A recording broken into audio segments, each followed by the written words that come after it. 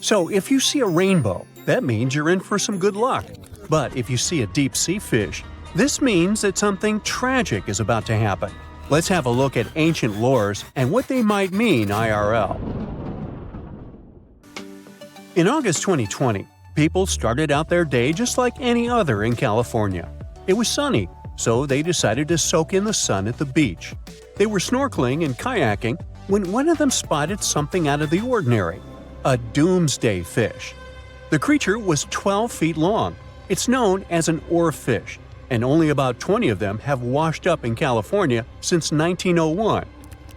Oarfishes live in obscure parts of the ocean, but why are they linked to doomsday? Japanese folklore says they are harbingers of disaster. These creatures were once thought to be sea serpents, and they are known as the messenger of the beautiful palace at the bottom of the ocean. The thing is, they only left the beautiful palace to warn humans about a disaster.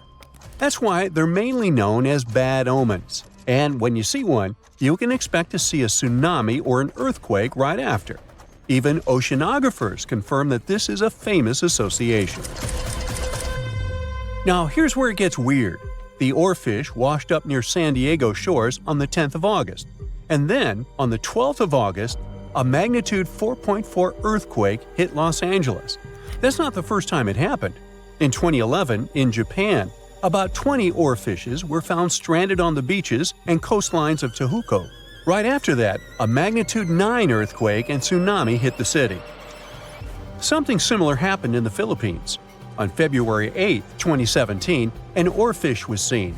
2 days later, a magnitude 6.7 earthquake struck the city and its nearby provinces. Sure, there is no way to prove both events are connected. The Seismological Society of America is adamant in saying that this is pure superstition. A recent study analyzed the coincidences and concluded that this association is statistically untrue. Can we say this happened literally out of the blue? Humans have historically noticed animals acting strange right before natural disasters. Earthquakes, floods, even tsunamis. It's like animals can sense something we can't. In fact, there's a lot of science to back it up. Studies show that animals can detect subtle environmental changes, like shifts in the Earth's electromagnetic field or infrasonic sounds, things humans wouldn't notice. This happens because most animals have a wider hearing range than humans and have extra sensitive senses that help them detect gases emitted from the Earth. This theory got famous after the tragic tsunami that destroyed several cities and villages in Indonesia back in 2004. Most man-made warning systems shut down and didn't serve their role of warning humans about the disaster. Sensors were out of action due to maintenance, while other coastal areas simply didn't have any tsunami warning systems. Terrible timing, I know. Still, minutes and hours before the 30-foot wave hit the city, some animals sensed the danger and fled. Eyewitnesses say that elephants ran for higher ground, while flamingos abandoned their low nesting areas and dogs refused to go outdoors. A local reported that he saw a herd of buffalo turning their ears toward the sea and then stampeded to the top of a hill. A lot of the people that survived the tsunami used animals as their warning systems. Now, this is not the first time humans have relied on animals to save their lives. The first official account of when it happened dates back to 373 BCE. I wasn't around then, but the Greek historian Euclides reports how the local population saw rats, weasels, and snakes running from the town before a massive earthquake hit. So what exactly is it that animals can sense that humans can't? To find that out, scientists put biologging tags on cows, sheep, and dogs living in Italy. For about half a year, they tracked the animals. During this time, official statistics recorded over 18,000 quakes in the region. The most shocking information was that animals began to change their behaviors up to 20 hours before an earthquake. Before an earthquake, something called positive holes happen. It's an electric charge that flows from the crust up to the surface of the Earth. They can change the air molecules above where they appear, and animals can pick up on them. There's also evidence that animals might sense changes in groundwater.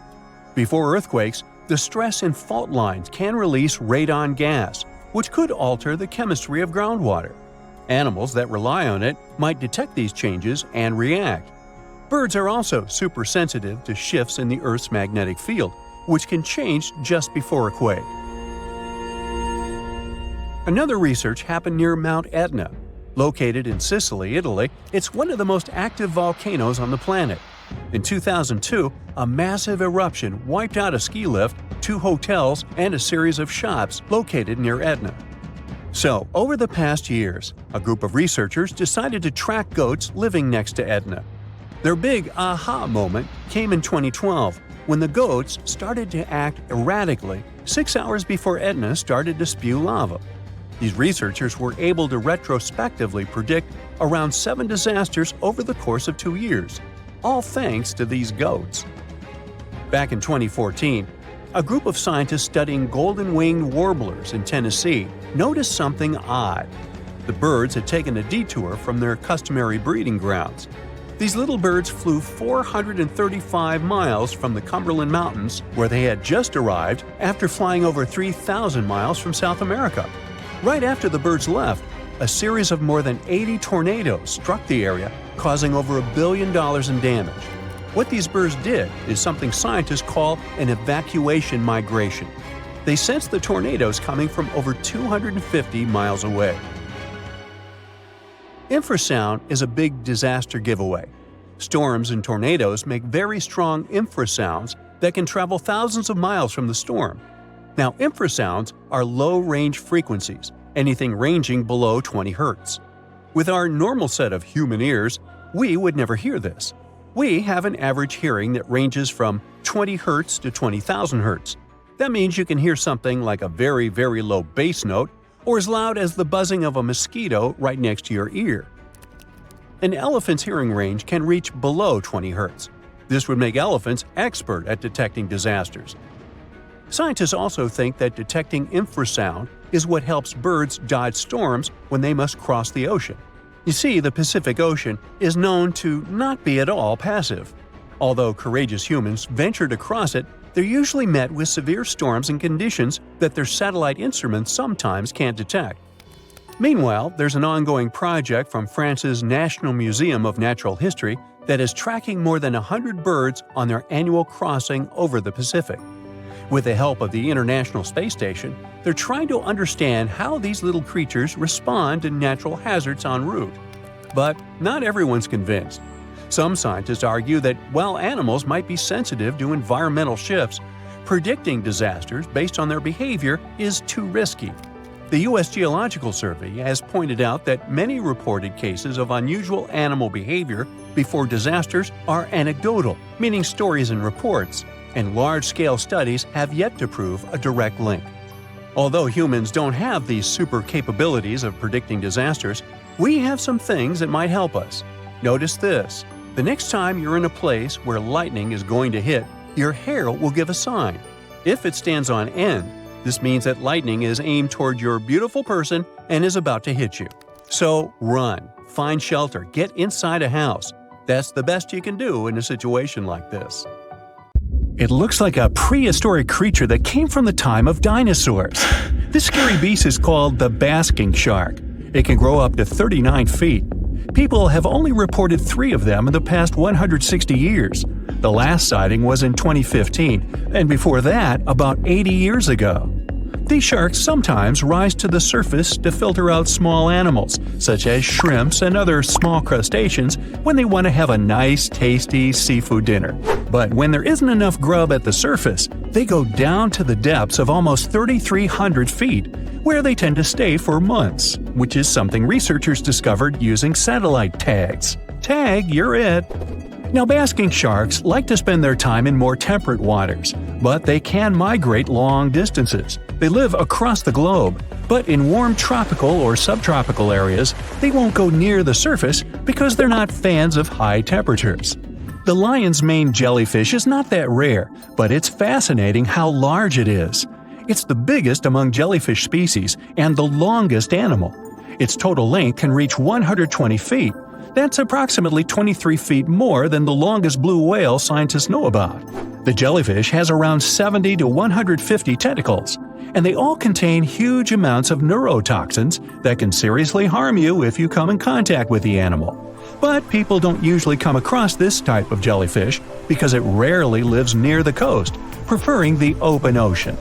Generally, you can find the lion's mane jellyfish no deeper than 65 feet below the surface, where it dines on small fishes, zooplankton, and some other types of jellyfish.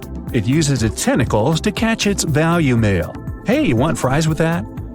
The giant phantom jelly comes out of the darkness and depths of the ocean's midnight zone. Its sun hat-shaped bell reaches over 3 feet across. This bell trails 4 ribbon-like mouth arms that can be up to 33 feet long. This quite rare creature uses its mouth arms to catch unfortunate animals swimming around and not knowing what's coming for them. Giant phantom jelly propels itself through the water with periodic pulses coming from its orange head. It glows faintly and mysteriously in the pitch-black depths. It lives across the globe in all the oceans except for the Arctic.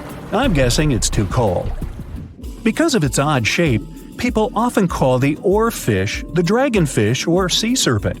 It's about 26 feet long, which makes it the longest bony fish we know about, and lives at depths of 3,300 feet. Oarfish spend most of their time in the deep, dark parts of the open ocean in tropical and subtropical areas. They almost never come to the surface, unless, invited.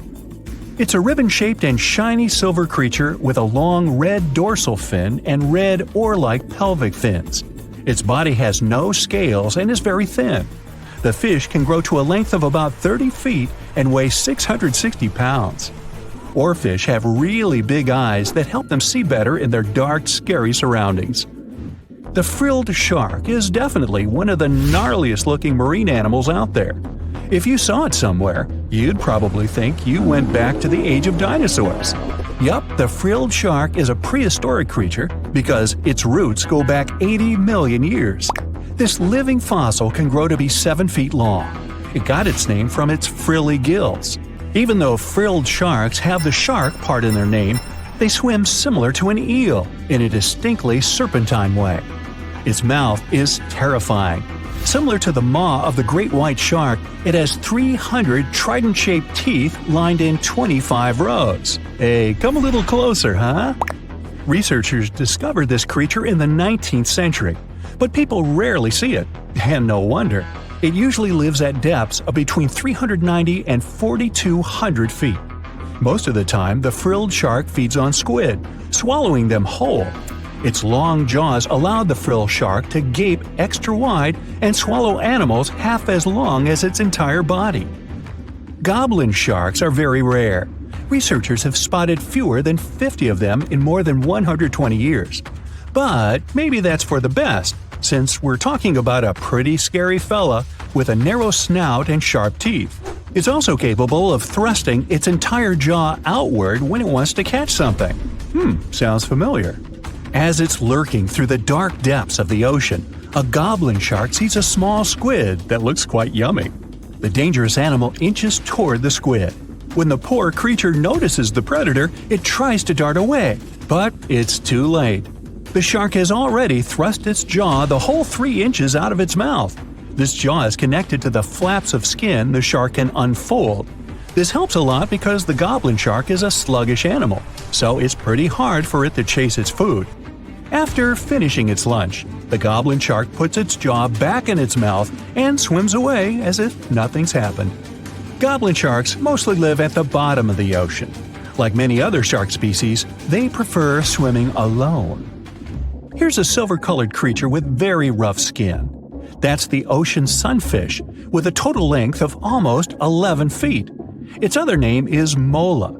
The ocean sunfish is the heaviest of all bony fish out there. People sometimes call it a swimming head because of its bizarre appearance. These creatures have such a weird shape because they're born with a back fin that never actually grows. It just folds into itself as the animal matures and creates a rounded rudder. The sunfish is a bit clumsy. It moves with the help of its mighty fins that allow the animal to swim on its side. This marine inhabitant is a solitary creature.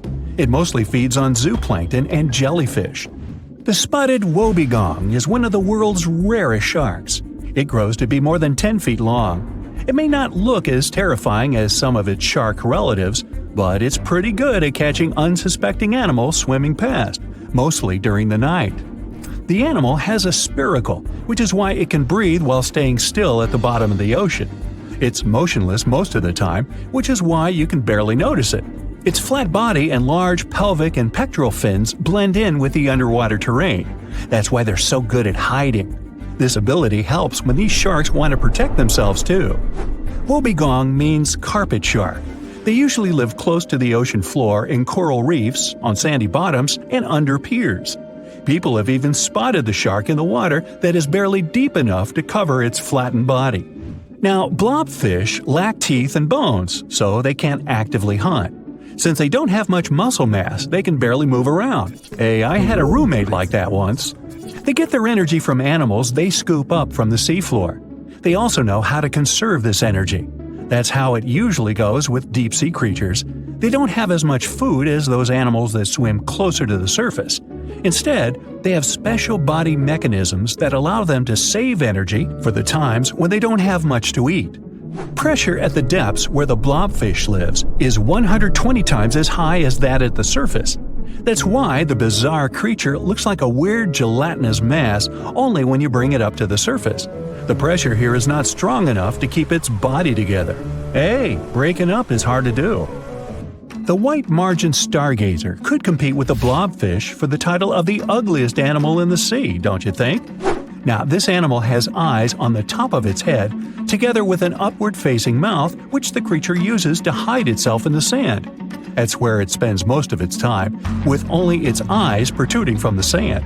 It chills this way until some small animal passes by. It can lunge at its target incredibly quickly, literally within milliseconds. This creates a vacuum in the water that pulls in a crab, fish, or some other small, unfortunate animal. Another tactic involves venom. This fish has a venomous spine in its shoulder blade that helps with catching other animals and defending itself against enemies. Even though it's not related to the electric eel, the white margin stargazer can generate an electric shock as powerful as 50 volts. Ow! In 2016, two researchers were trekking through the forests of Arunachal Pradesh, India, when they literally stumbled upon this camouflaged beauty hidden in the leaves. A local man pointed out the snake, and they quickly realized it wasn't just any average viper. With its unusual pointed snout, similar to a hump-nosed viper, and a stunning orange belly, this snake had them scratching their heads. Back at camp, they took a closer look and knew they'd found something special. DNA tests at the Indian Institute of Science confirmed it. They found a brand new species, now known scientifically as Trimeresurus arunachalensis. But the snake's unique features didn't stop there. The snake's paired reproductive organ was unlike any other viper, and its scale pattern was completely unique. While its closest relative has around 20 rows of scales around the middle of its body, this mysterious snake had only 17. The next species is a record breaker, and it's known as the largest gecko ever discovered, measuring around 2 feet long and being as thick as a man's wrist. The only known specimen of Delcourt's giant gecko is currently in France, but its exact origins are still a little bit of a puzzle. At first, people thought it might be from New Zealand because some local legends spoke of a giant, mysterious lizard that lived in forests. Even though it was a pretty fascinating theory, some recent DNA studies suggest that this nocturnal species is probably from New Caledonia. But as of now, no one can confirm it 100%. In general, sleeper sharks are big, slow-moving creatures that mostly hang out in deep, cold ocean waters. They usually have bulky bodies and a broad, flat head, which helps them blend into the dark sea. But in 2017, was caught at a fishing harbor and collected from a fish market located in Taiwan, and it didn't look like any of its relatives. First off, this 4.4-foot shark had smaller eyes and a tiny second dorsal fin compared to its cousins. It also had more rows of teeth in its upper jaw and fewer in the lower jaw, but the biggest surprise was that it was a pregnant female carrying 33 embryos.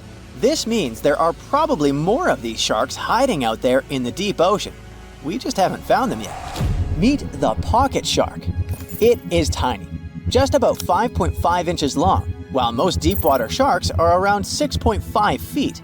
But don't let its small size make you underestimate it, because this creature is definitely one of the ocean's coolest secrets.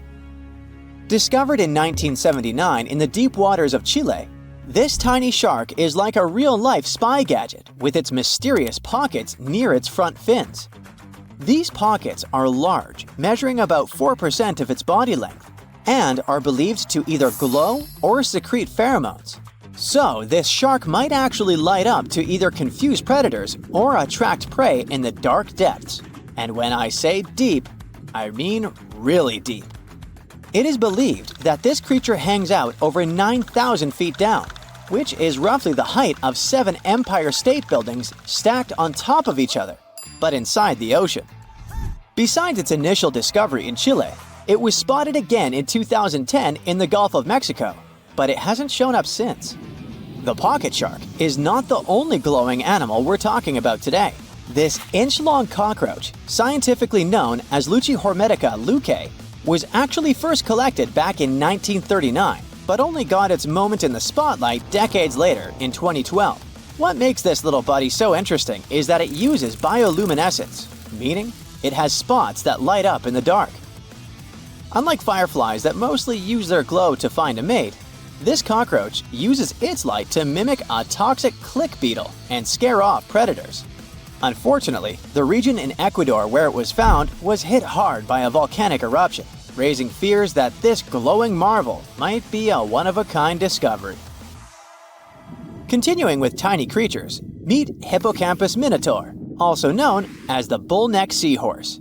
This little seahorse stands out with its wide neck, large head, and small body, which is why it's got the Minotaur nickname. The only known specimens were collected off the coast of Eden, Australia, and no one has ever seen it alive in its natural habitat. So that's why we don't know much about its day-to-day life. Some studies suggest it lives deep underwater, around 325 feet down, which is roughly the equivalent to the height of a 30-story building. It's believed this mysterious seahorse likes to wrap its prehensile tail around corals and might even hide in sand beds. Its yellow-orange color likely helps it blend into coral reefs.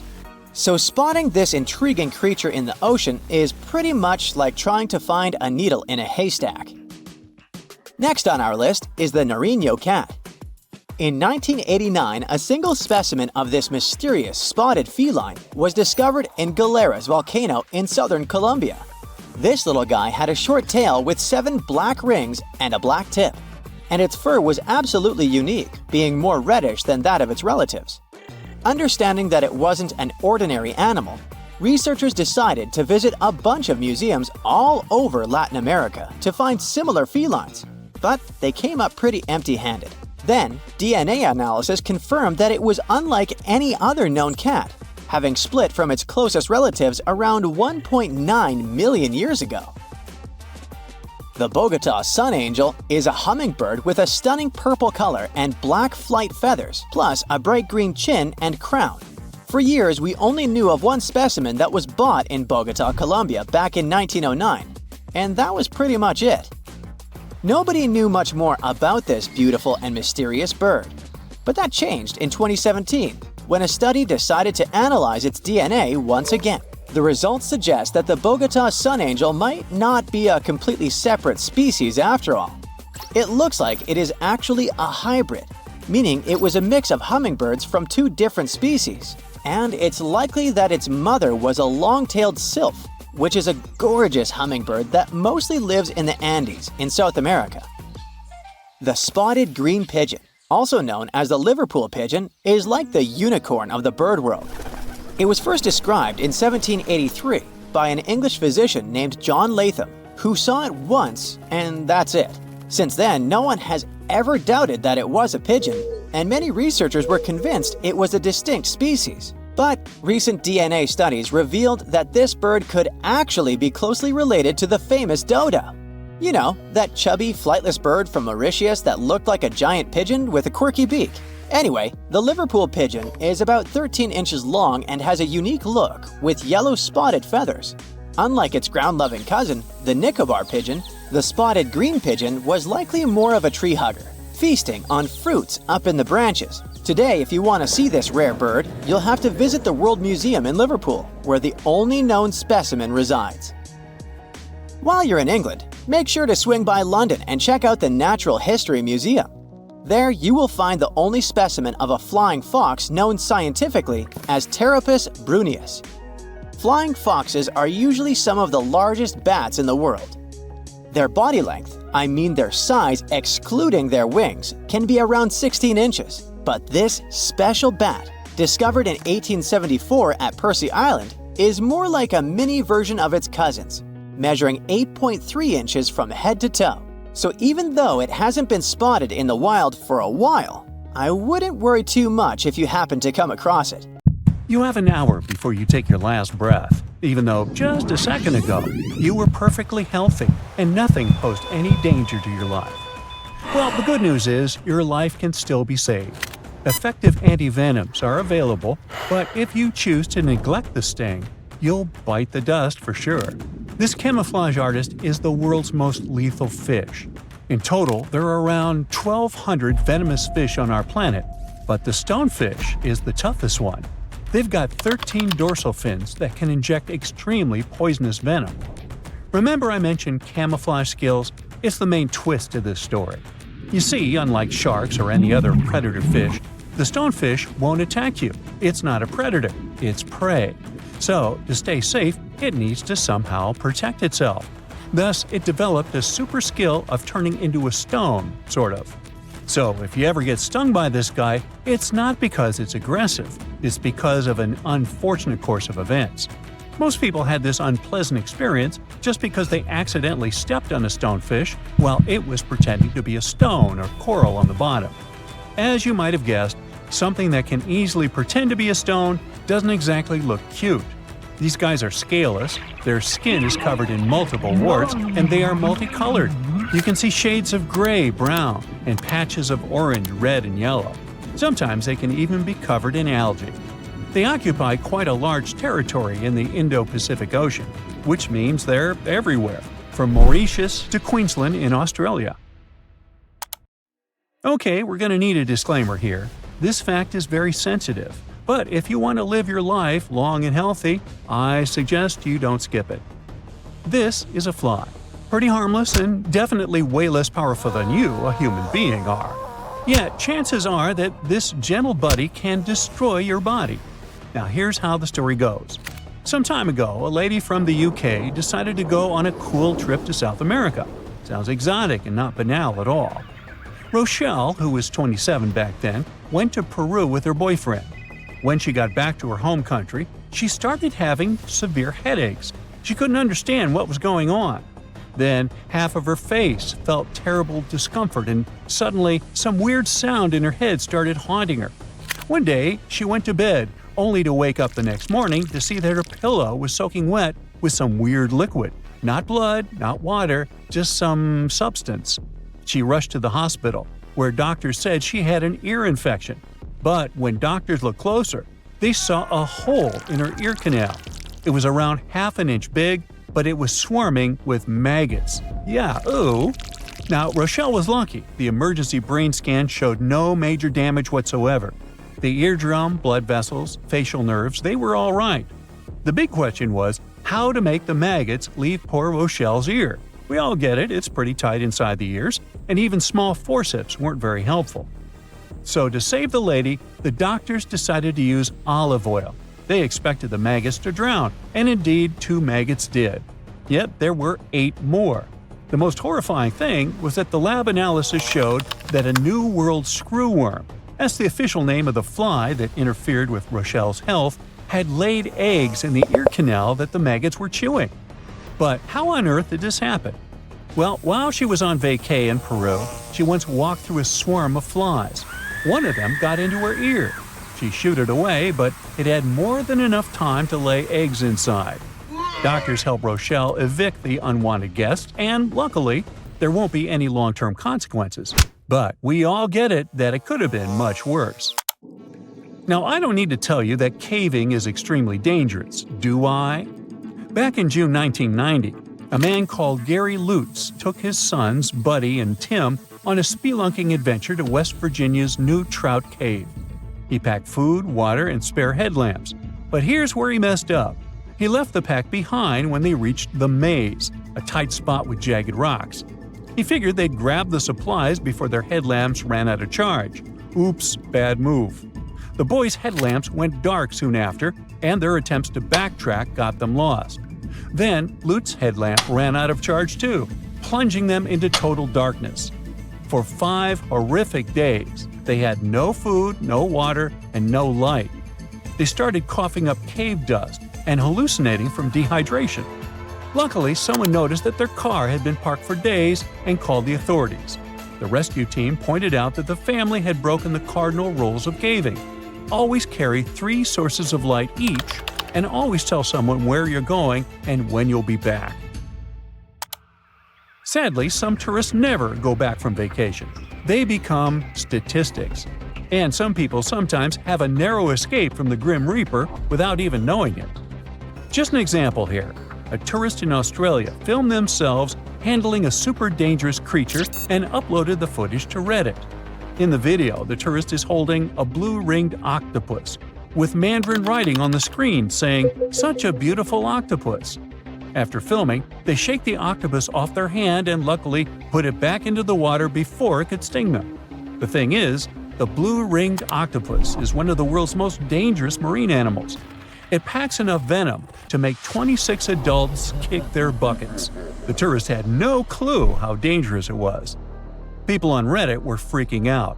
One person commented, "Do they even know how lucky they are to be alive after doing something that monumentally stupid?" A woman from New Hampshire got some nasty burns after veering off the trail in Yellowstone National Park and falling into scalding water near the Old Faithful geyser. The 60-year-old, along with her husband and their dog, had left the safety of the boardwalk and was walking off the designated trail near Mallard Lake Trailhead when she broke through the thin crust over the water. She ended up with 2nd and 3rd degree burns on her lower leg. Luckily, her husband and the dog were fine, but the lady was rushed to a hospital for treatment. Now, park officials are reminding everyone to stick to the boardwalks and trails in hydrothermal areas and be super cautious. The ground there is fragile and thin, with scalding hot water just below the surface. Pets are allowed in some developed areas of Yellowstone, but they're not permitted on boardwalks, hiking trails, in the backcountry, or in thermal areas. Hot springs in Yellowstone have injured and made people meet their early demise more than any other natural feature. At least 22 people have passed away from hot spring-related injuries since 1890. Hey, what's cooking? Oh, it's you.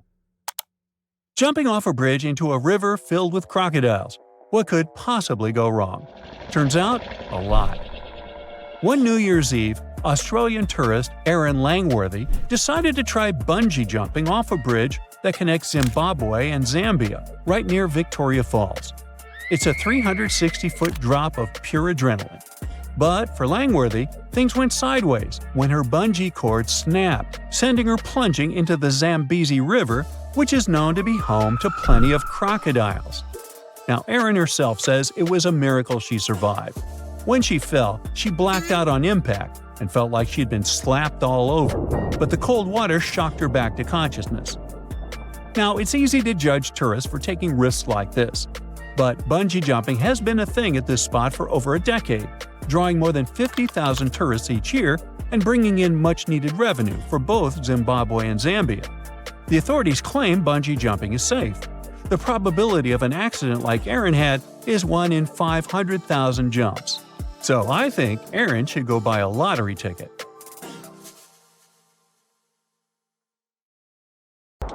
Want to high-five a sea creature? Well, put your hand up for the Tasmanian red handfish.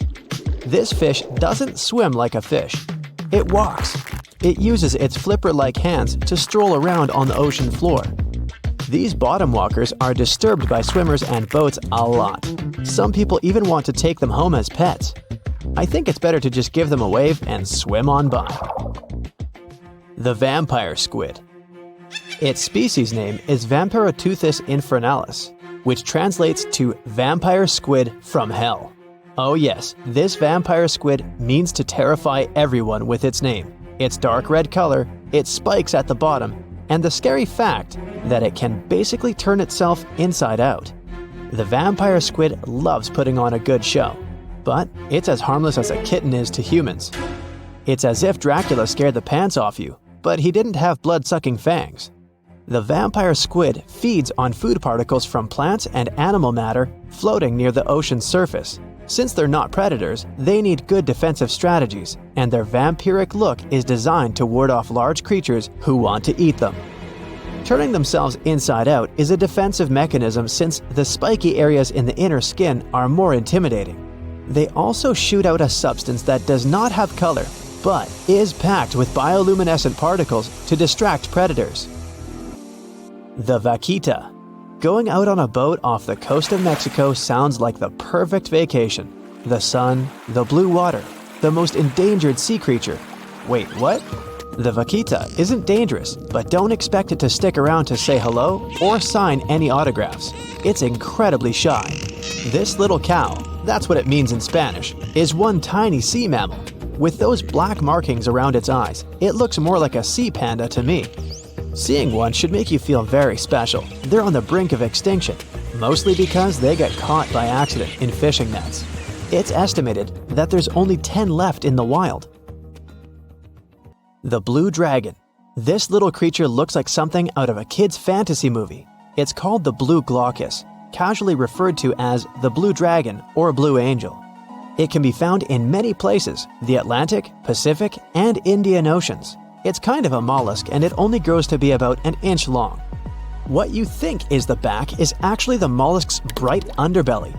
It regularly floats on its back so that its blue colors help it camouflage with the water's waves. The blue dragon isn't just pretty, it's also smart. It usually feasts on Portuguese man-o'-wars, also known as Physalia physalis. The blue dragon stores their stinging cells for later use, in essence, stealing their defensive mechanisms. When the blue dragon is threatened, it releases those stinging cells it stored, directing them at an enemy to sting them with more power than the Portuguese man-o'-war would have been capable of.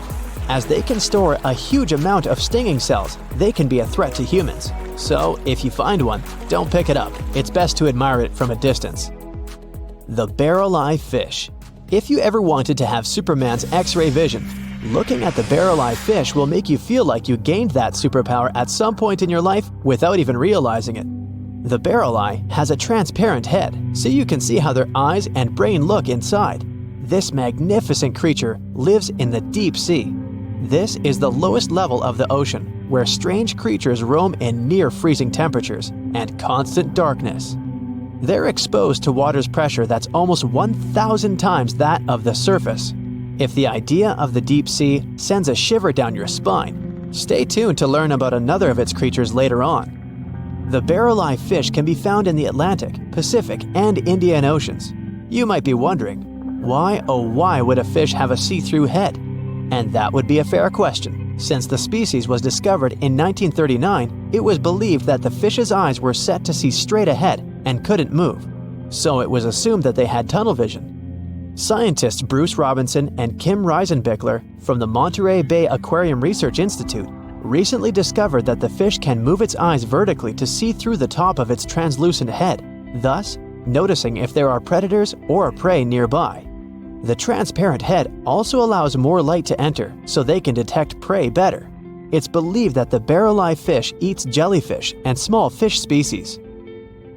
If you dive in the ocean at night, you might be lucky enough to see how orange ball corallomorph blooms in the dark.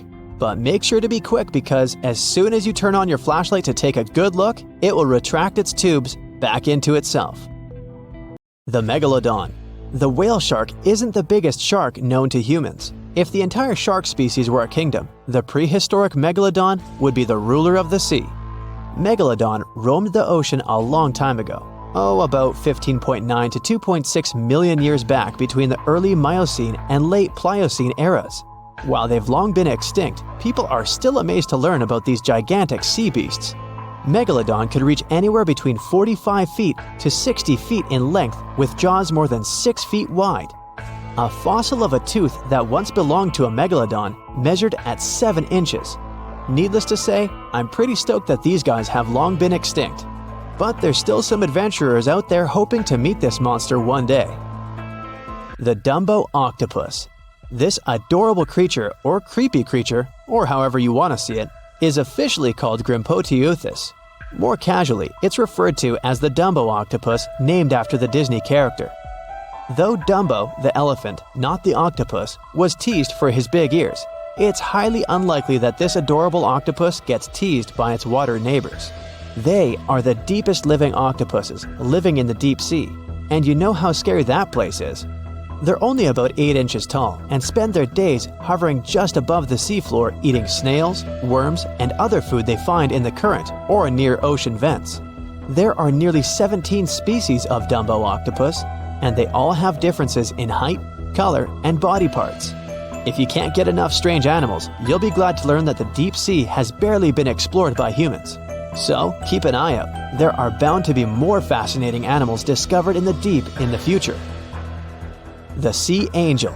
These creatures might look and sound pretty cute, but their diet is far from sunshine and lollipops. Their favorite food are sea butterflies. They lay mucus traps for them and wait in ambush. The squat anemone shrimp. This shrimp is tiny, only 0.5 inches. It's also known as a dancer shrimp because of its peculiar behavior. When agitated, it raises its bottom above its head and does a little dance. Divers also say it readily jumps on their hands and cleans them. The coconut crab. This guy may look pretty creepy, especially when the sun goes down. Mature coconut crabs are around 3 feet in length. Their preferred foods are coconuts, but they can also hunt down lizards and even large birds. The slender snipe eel. Slender snipe eel is a slim and long creature that's still a mystery for marine scientists. It's 4 feet long and it has at least 750 bones in its spine, which is much more than any other animal in the world. The sea pen. Sea pen is 7 feet long and it has a lot of varieties, but most of them look indeed like a pen or a quill. The similarity is even more striking when the animal has a water-filled bulb that anchors it to the floor. The Persian carpet flatworm. This creature looks indeed like a carpet, despite being very small by comparison. It's only 4 inches long, able to become both male and female. It doesn't really mate with other flatworms. Rather, it fights them for the right to bear posterity. The flamingo-tongued sea snails. Tourists love these extraordinary snails for their pretty colors, thinking it's a shell, but in fact, the shell is quite dull and hidden underneath colorful soft tissues. They eat softer, toxic parts of corals and store their toxins to protect themselves. There is a place deep in the ocean where pressure is 1,000 times stronger than that we're used to at the surface. This force is enough to turn an unprotected human into dust instantly. Well, maybe more like mud. Anyway, that's why explorers need some serious preparation and equipment to survive in such extreme conditions down in the Mariana Trench.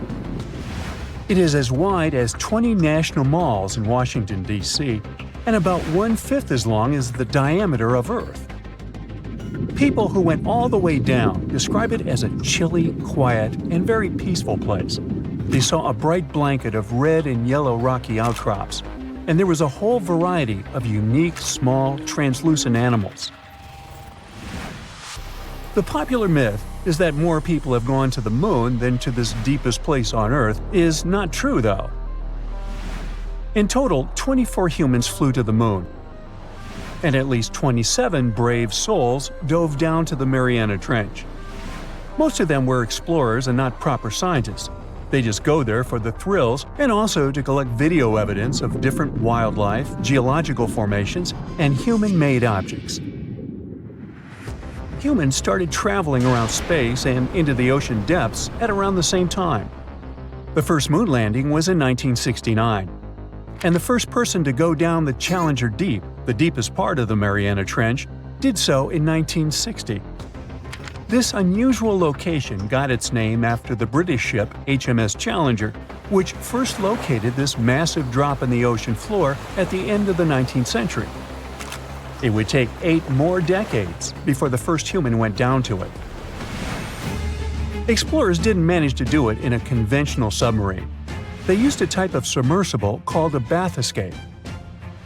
The Swiss oceanographer Auguste Piccard designed his own in 1953. 7 years later, the submersible managed to do the impossible. It had reached a depth of nearly 36,000 feet. But what explorers saw was merely a fraction of the trench's full size.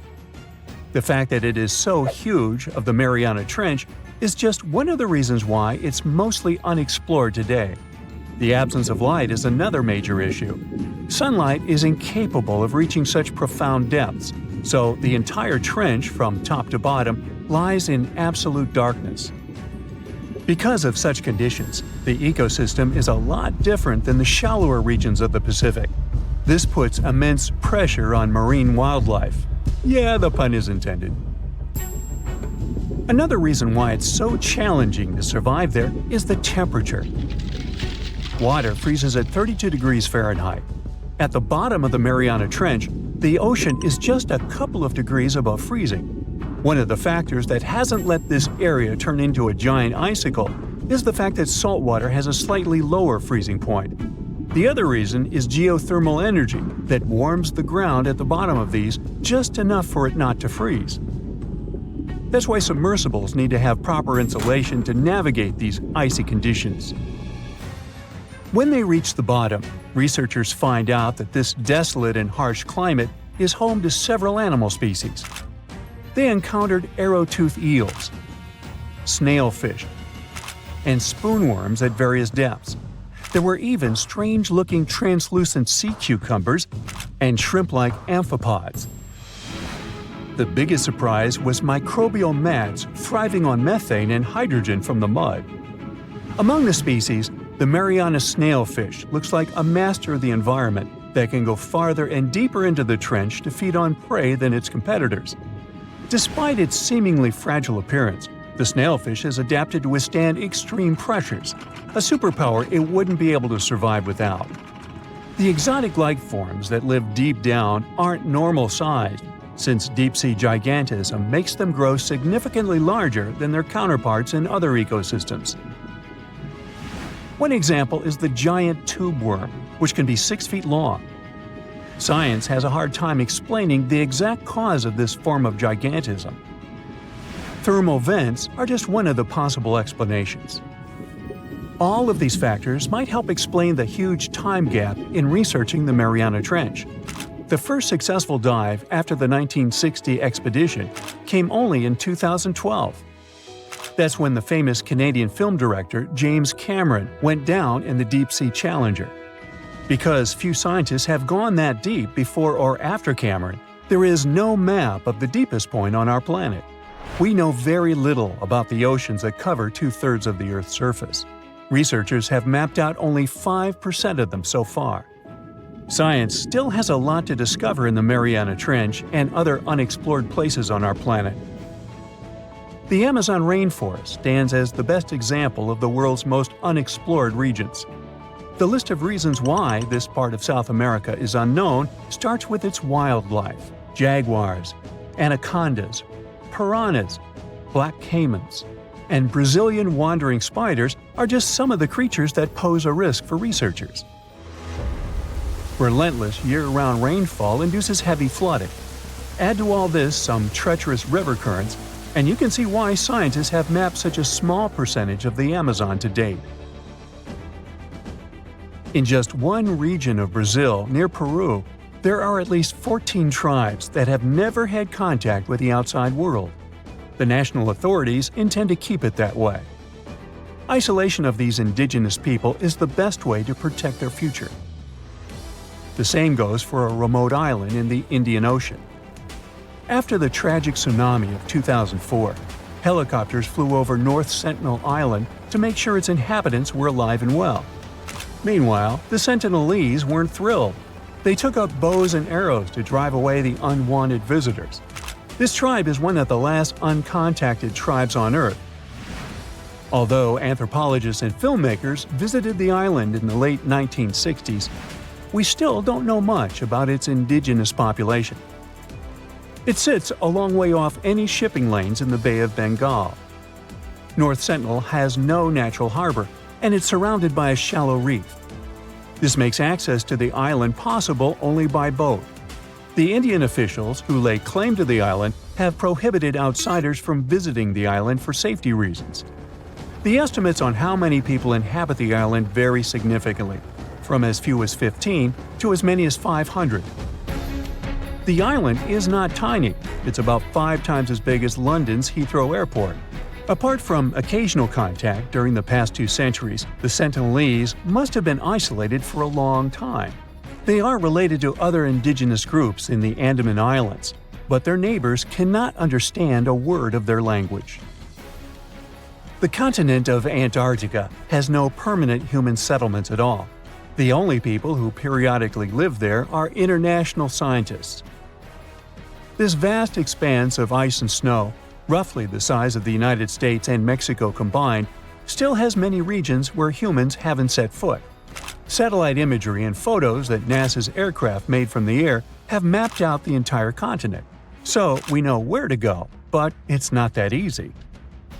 The reason for this are all the adjectives that go with Antarctica. It is the coldest, windiest, driest, and brightest of the 7 continents. This makes it virtually unlivable. More than 99% of its surface is covered with a permanent sheet of ice. Its thickness ranges from 1 mile to as many as 3 miles in some places. That's half the height of Mount Everest. Now, the Himalayan range contains the world's tallest unclimbed mountain. It is also the tallest mountain in Bhutan. In the local language, the mountain's name translates as White Peak of the 3 spiritual brothers. Out of respect for the spiritual beliefs of the local population, national authorities restricted and then completely banned mountaineering at the beginning of the 21st century. To this day, there is no evidence that any climber has ever managed to successfully reach the summit of this mysterious mountain.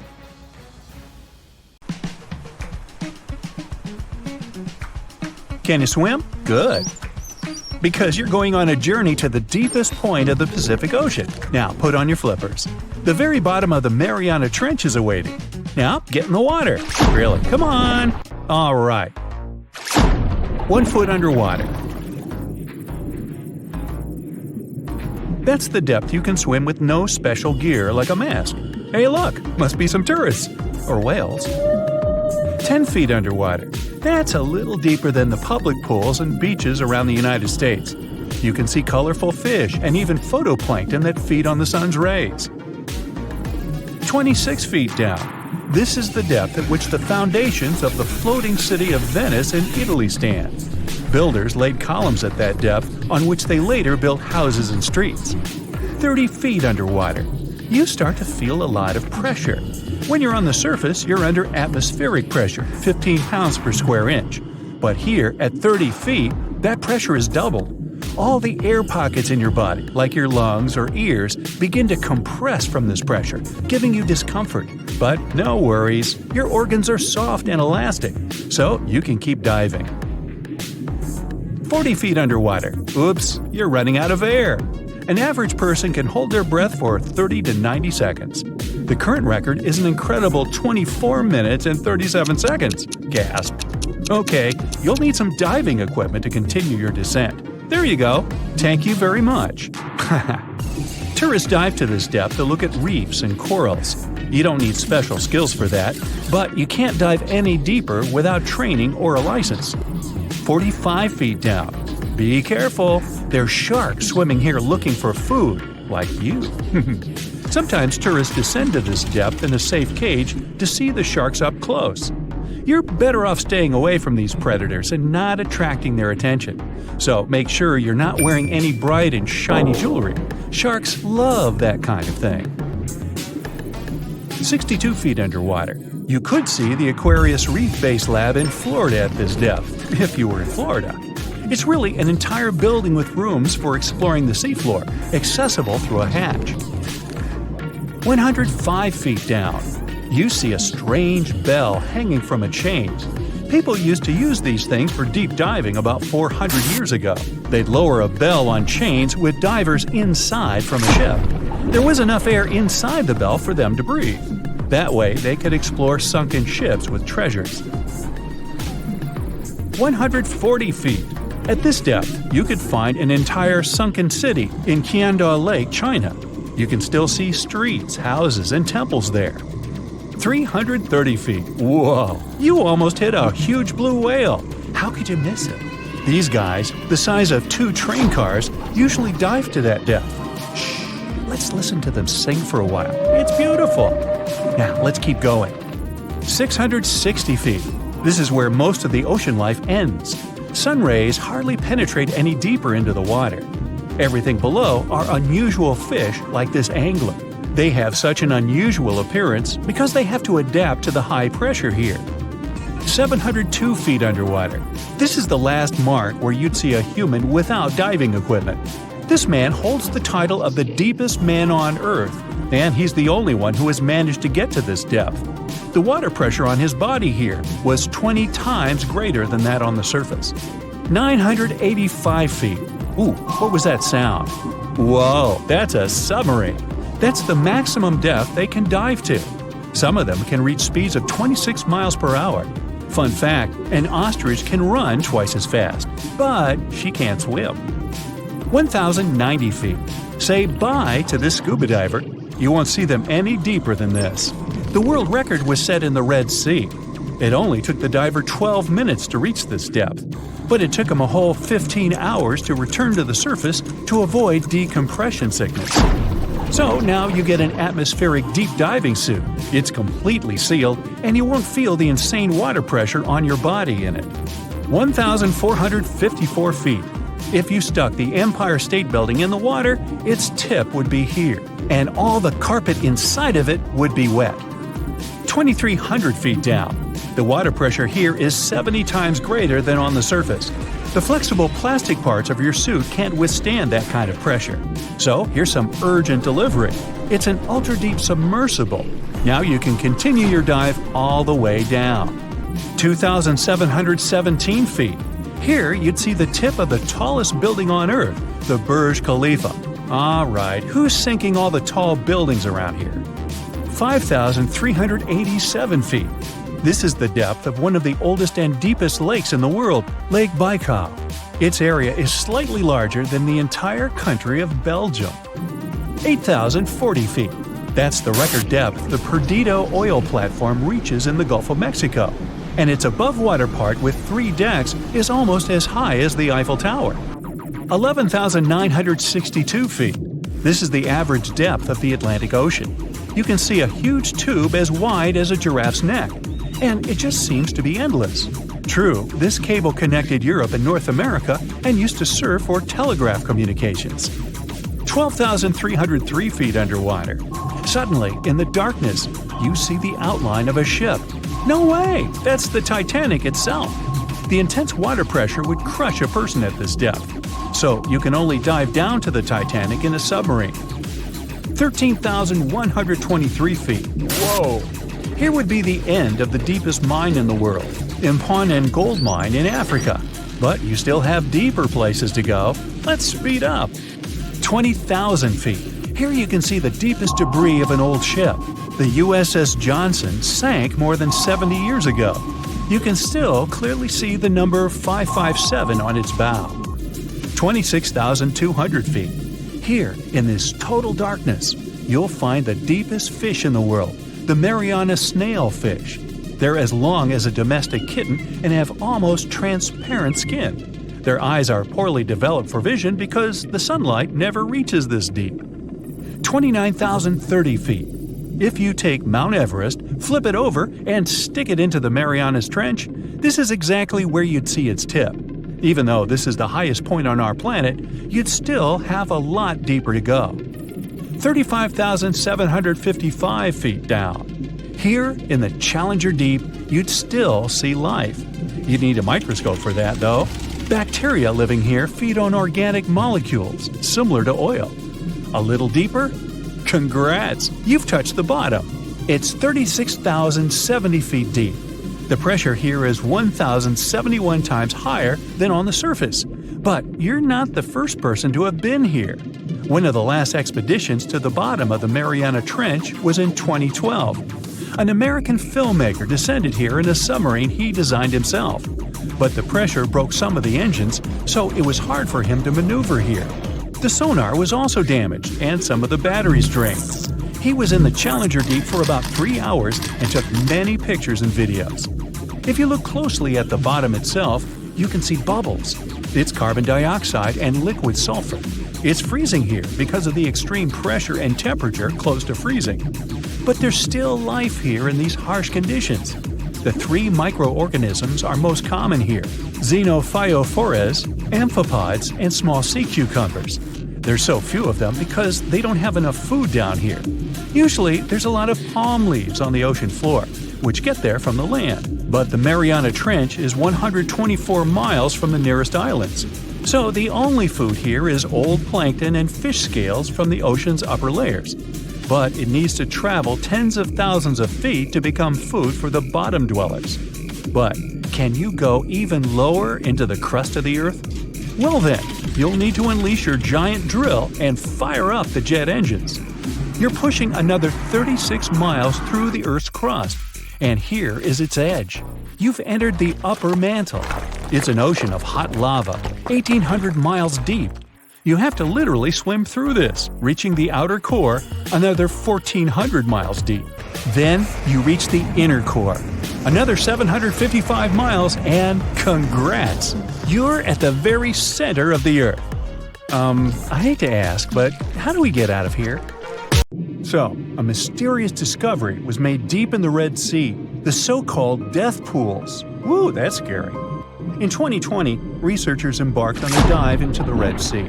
The mission spot was in the Gulf of Aqaba, between Saudi Arabia and Egypt. Near the end of their expedition, as they ventured deeper into the darkening waters, they noticed some strange seaweed floating above the seafloor. They decided to use a remotely operated vehicle and investigate it. Suddenly, they discovered these strange, motionless lakes of water within the sea. These are called brine pools. They're basically pockets of salty water deep on the ocean floor. And when I say salty, I mean it. Sometimes they're up to 8 times saltier than the ocean water itself. Mysteriously, they don't mix well with the surroundings. They formed millions of years ago, sometime during the Miocene epoch, back when weird creatures roamed the Earth, like me, and deeply buried mineral deposits dissolved into the water. The largest pool spans about 170,000 square feet. Meanwhile, 3 smaller ones are under 107 square feet each. At first, this discovery didn't seem that scary. But here's why they're so horrifying. Not only are they disgustingly salty, they also lack oxygen. Now hold on a sec, isn't that normal for something that's underwater? Well, it turns out the Earth's waters are full of oxygen, and at least half of this element on our planet comes from the oceans. Just like plants on land, marine plants such as phytoplankton, seaweed, and algae munch on sunlight and produce oxygen through photosynthesis. They release lots of it into the surroundings. Marine life then eats half of it, so only about a quarter of the oxygen that we breathe actually comes from the oceans. Just like us, sea creatures need this element to survive. Without it, they can't breathe and support their metabolism to live. That's why these pools are super dangerous for most of them. It's like a puddle of thick syrup for bugs. When they get in, the poor things immediately suffocate and pass away. Which is why the pools are surrounded by a graveyard of marine animals. But let's see how these things can exist in the first place. Have you ever tried making ice cubes from salty water? Spoiler, it's pretty hard. When you add salt, the water gets harder than usual to freeze, a phenomenon that has a funny name, freezing point depression. Oh, that's because salt interferes with the hydrogen bonds between water molecules. As it finally freezes, stuff like particles, dirt, or dissolved salts get pushed out to the sides. As a result, the salt's kind of squeezed out of the ice crystals and gets trapped near the edges in small bubbles or pockets. Something similar happens in the ocean when seawater starts freezing under super cold polar caps. The salt doesn't freeze with the water. Instead, it gets pushed out, forming a super salty cold liquid, the brine. and then it sinks down to the ocean floor.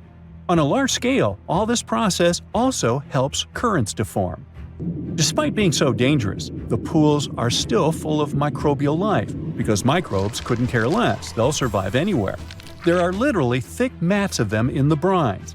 There are also some salt-loving creatures, like shrimps and eels, hovering around the pool's edges.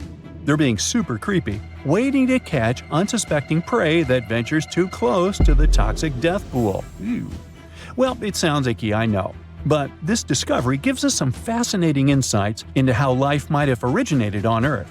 We already know from the evolution theory that we came from the ocean, but now scientists think that life might have begun in the deep sea in some super dark, oxygen-free places. These brine pools are like time capsules. They're one of the closest things we found to the early Earth. They can tell us the planet's history of earthquakes, floods, tsunamis, and more. For example, they have some traces of rainfall that happened over 1,000 years ago. And they can also help us search for life on other water-rich planets. For example, Mars most likely used to have huge oceans on it. Now, NASA scientists want to send a special instrument called HABIT for a special red planet mission to study things similar to our brine pools. This will tell us more about how life appears and survives in the universe. There is lots of unexplored fascinating stuff like this in the Red Sea. That's why scientists conducted the so-called Decade Expedition and spent around 5 months exploring the place. This expedition was launched by the National Center for Wildlife. They made so many remarkable discoveries that now we've got 77 new research papers. For example, they found over 10 blue holes, incredible underwater sinkholes that host unique ecosystems. They also learned that dolphins can use those blue holes to protect their young from predators. Scientists also found traces of great white sharks, a creepy community of deep-sea lanternfish living in low oxygen conditions, and even a new coral species. It's the most resilient deep-sea corals that also vibe just fine without oxygen, like microbes we mentioned. Speaking of which, research also showed us some new ancient thermal vents and large blobs of microbial formations near Farasand Island. Now, can you believe that with all that, we only explored 5% of the ocean? It's divided into several layers based on depth. Each layer becomes darker and more isolated from sunlight as we go deeper. The places that no sunlight can reach are terrifying. Now, the fun, cute layer with dolphins and turtles is called the epipelagic or sunlight zone. It's so tiny, but even this layer is about 650 feet deep. Then we have the mesopelagic or twilight zone. It's the layer of mysterious octopus, shark, and other loners which extend to about 3,000 feet down. And then the horrors begin after this one. We encounter the bathypelagic or midnight zone. It extends to 13,000 feet below the surface, about a half of Everest above you. Here we have the famous poor blobfish, squids, and anglerfish. Below it is the abyssal zone. It extends to about 20,000 feet deep. Since there's not much sunlight or oxygen, as we mentioned, most creatures here are quite small, like tube worms and shrimp. The darkness continues until we arrive at the scariest place of the planet, the place full of trenches formed by tectonic plate movements, the hadal zone. It's named after Hades, the deity of the underworld in Greek mythology. Just like Hades' realm is dark, remote, and guarded, the hadal zone is the deepest and most depressing part of the ocean. It starts at depths of around 20,000 feet and can go down to 36,000 feet and more. The famous Mariana Trench also belongs to this zone. Only 3 people in history have ever explored these depths in person, making it one of the least explored and most mysterious places on our planet. However, despite crazy high pressure, near freezing temperatures, and complete darkness, there are still things who manage to survive here. Guys like amphipods, which are critters who feed on dead material sinking from above, and the hadal snailfish, which lives as deep as 27,000 feet. So scientists used to assume that if there's no sunlight, there wouldn't be that much oxygen around. But one day, a research team decided to measure the levels of oxygen in one of those deep zones. Surprisingly, the levels were super high. They checked the equipment thinking that it was malfunctioning, but nope, all the sensors showed the same thing. Turns out the oxygen was somehow generated by rocks. These small potato-sized rocks on the seafloor are called polymetallic nodules. They're rich in metals like copper, nickel, and cobalt, and they're basically like small batteries. When you put a battery in salt water, it can produce bubbles of gas, a process called electrolysis. In the same way, these rocks create tiny electric currents, which are powerful enough to produce the same gases, splitting water molecules into hydrogen and oxygen. It's the first time we saw oxygen being produced by some non-living minerals. This is what scientists now call dark oxygen. It turned out that about half of large marine species, or megafauna, were living just on dark oxygen alone. All these discoveries are reshaping our understanding of where and how life could evolve.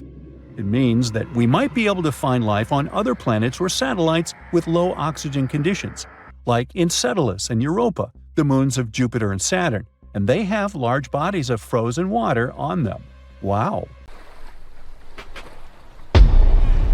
Many terrifying animals live deep beyond the waves, like this vampire squid living 3,000 feet below the surface in almost complete darkness. This animal has a cloak, like a vampire's. That's why it's called the vampire squid. Deep down at the bottom, it can't use ink to defend itself. So this animal has developed an unusual tactic. It glows slightly to scare away predators. If this tactic fails, the vampire squid can turn its body inside out, revealing tiny spikes. When you translate its scientific name, Vampiroteuthis infernalis, it literally means vampire squid from the nether. Despite its terrifying looks, it's a harmless ocean animal.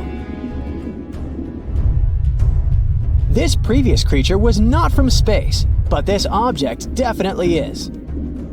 Before Elon Musk found a way to reuse rockets, NASA would simply drop old ones after launching astronauts into space, most of the time in the ocean or deserts. In 2012, Jeff Bezos launched a mission to find the Apollo 11 rocket. They found it by using sonar, but it was in terrible condition. It was sitting on the bottom of the ocean, not far from the predicted site. They were able to rescue the engine and reconstruct 2 of them.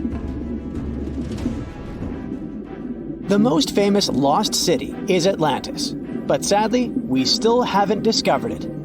However, Heraklion was also just a myth until one British pilot saw something that looked like a city while flying over the Mediterranean Sea. He reported it, and 60 years later, a group of divers went there. They were shocked when they found an entire city underwater. It was loaded with artifacts that could tell us a lot about the history of the place. Now it's one of the best underwater archaeological sites in the world. It's believed that the rising sea caused the whole city to go underwater. The Titanic sank in 1912. The wreck was claimed to be officially discovered 74 years later. In reality, though, a fisherman found the Titanic 8 years earlier while fishing in the Atlantic Ocean. He was pulling out his net when he spotted a head stuck in it. Luckily, it was just a doll's head. Years later, after the fisher had passed away, his son sold the doll to a doll collector. She did a lot of digging and research on every person who had a porcelain toy on the Titanic. She found the owner of the doll. Ava Hart was on the Titanic and had a doll with her. Ava survived the catastrophe by a miracle, but her toy didn't. Hart even wrote about the doll in her journal, and every detail matched the toy found by the fisherman. The tripod fish lives deep in the abyssal zone, around 20,000 feet below the surface. It's adapted to such immense depths and uses its tripod fins to stay still on the bottom. This creature doesn't have big eyes, but even if it did, these eyes would be useless in the darkness. Instead, the tripod fish uses its fins like antennas to detect any movement in the water. This creature doesn't have much luck when it comes to its love life, so it had to develop unique tactics to reproduce. One fish can be both male and female. The next bizarre creature is the lizardfish. It has tons of razor-sharp teeth, a huge mouth, and really big eyes, which it uses for hunting. All this makes the animal look freaky. The lizardfish lives at depths of around 11,000 feet in the midnight zone, where there is zero light. This freak of nature basically eats everything it can fit inside its mouth, from small fish to other lizardfish. On the other hand, when they see other reptile fish, they probably fall in love instead, because finding mates at those depths is not an easy task. Like the tripod fish, the lizardfish can be both male and female at the same time. When you think of a river, you usually picture it on land. Still, nature is quite unpredictable, and it created a river flowing under the ocean in California. It's running at a depth of around 2 miles. This river has everything that an ordinary river has: sunken logs, trees, and rocks. And despite its uniqueness, it's not the only one in the world. There are also others in the Amazon and Greenland. A terrifying creature was discovered near Angola's coast by a remote operating vehicle. It looks like it doesn't have a head or a body. It was sitting at a depth of around 4,350 feet below the surface. After doing research, scientists concluded it wasn't anything from a sci-fi movie. It was just a cluster of siphonophores stuck together. In 2015, some random guy was diving in Caesarea, and something shiny caught his eye. He reached out, grabbed it, and realized it was a gold coin. After that, he examined the bottom and found out that there were many more. He reported the incident to the local authorities, and they concluded that he had found Arabic treasure. The coins were made of solid 24-karat gold and were a few thousand years old, but due to the perfect salinity and temperature, they looked brand new. The coins belonged to a ship carrying cargo. It was caught up in a storm and unfortunately sank. One of the weirdest things ever discovered was found in the Baltic Sea. It's an anomaly that looks as if it was created by a different civilization. It was discovered by Swedish researchers, and they basically had no idea what it was. They had to ask tons of other scientists for their opinions. When you look at this formation from above, it's 200 feet long and looks exactly like a fallen spaceship. It's hard to believe that it's a natural formation, but spoiler alert, it's totally made by nature because the Baltic Sea has gone through many erosions throughout history. Most likely, the bizarre formation is the result of these processes. A group of divers in Madagascar were shocked when they found this 7-foot monstrosity of a knife on the seafloor. The speculation started immediately, and many said that the knife was from some giants that had fought megalodons and lived on Earth thousands and thousands of years ago. That could make a nice story, but the knife is most likely a movie prop that was lost at sea. One of the ocean's most bizarre animals is the frilled shark. It's believed that this fish is the reason for all those sea serpent stories that sea explorers of the past wrote about. These animals live pretty deep in the ocean, but sometimes they can be seen in shallow waters. It's super rare, but possible. The frilled shark has a big mouth sporting around 300 teeth. It also has a long body that looks like a lizard's, and it is truly a unique species of shark. Its prey can be half of its size because this shark's stomach is like that of a snake, and it can swallow huge fish or crustaceans. Spotting a few worms in your garden is no big deal, but after seeing a 26-foot long one in the ocean, you will make your wetsuit a little wetter. This worm is super rare, and it's completely harmless to humans. It's actually not a giant worm. It's a cluster of zooids that are stuck together in a worm-shaped formation. They usually only eat plankton, bacteria, and other tiny things that can be found in the ocean. Probably the scariest thing in the ocean that is 100% real is the Magna Pinna, which can be found at crazy depths of 20,000 feet below the surface. This monster looks like an underwater Slender Man, but it's just a squid with really long tentacles that can reach a terrifying size of 8 feet. This guy has only been seen a few times, and basically, we don't know much about this creature so far. What's the scariest predator under the ocean? The crocodile? Huh, I don't think so. Loch Ness Monster? Please, it never existed. How about the chronosaurus? Well, it is extinct, but you might be onto something. Let's take a look at what it'd be like if these creatures were still around today. First things first, what on earth was it? The chronosaurus was a marine carnivore that lived in the cool, high-latitude Eromanga Sea. It covered vast areas of inland Australia between 90 and 120 million years ago, during the early Cretaceous period. Near-complete fossils of the creature were also found near Colombia, which is a country that has a noted connection to prehistoric reptiles and turtles. This fact makes it extremely possible that the monster I'm about to describe existed worldwide. You might have heard saurus and thought, oh, it's a dinosaur. But these were actually reptiles. They were the largest member of the Pleosauroidea family, referred to as plesiosaurs. Fossil evidence suggests they weighed over 20,000 pounds and were roughly 30 feet in length. Just to put that in perspective, the longest crocodile ever measured was a saltwater crocodile by the name of Lolong from the Philippines. It was 20 feet in length and weighed just under 2,500 pounds. And that's still 10 feet shorter and incredibly lighter than the average chronosaurus, making the crocodile seem like nothing more than a glorified goldfish in comparison.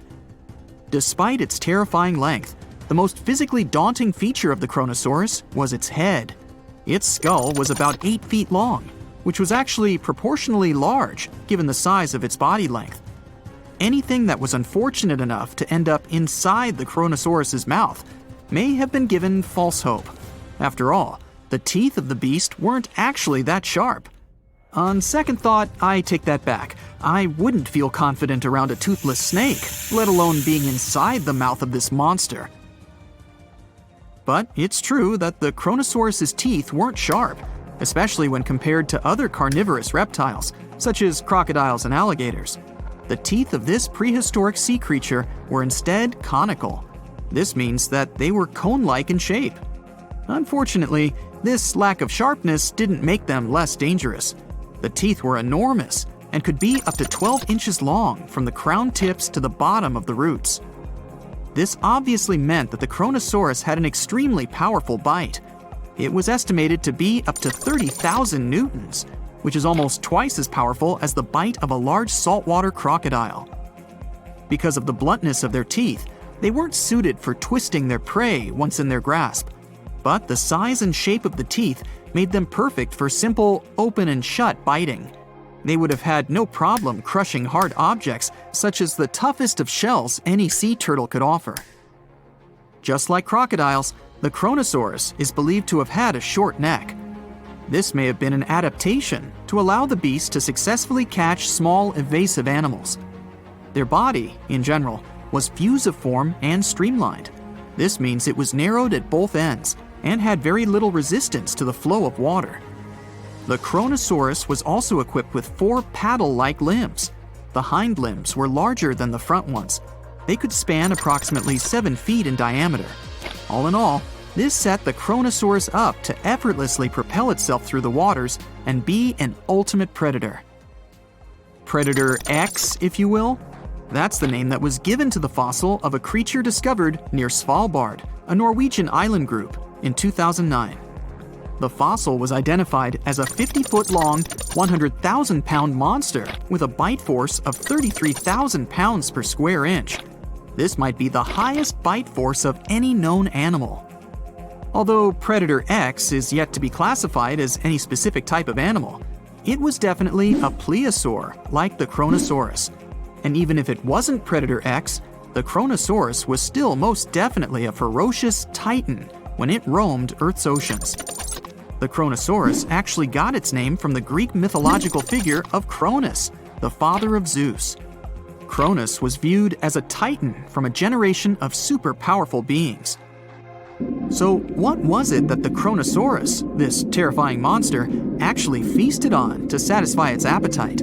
This creature was known to eat sea turtles, squid, and other larger marine reptiles of that time, such as elasmosaurids and ichthyosaurs. This suggests that if crocodiles existed in the realms of the chronosaurus, they too might have turned into lunch for the beast. There's evidence from the fossil remains of the chronosaurus that suggests that they also feasted on sharks, which I know is a disappointment to those of you who view that beast as the king of the ocean. Not when the chronosaurus was around, my friend.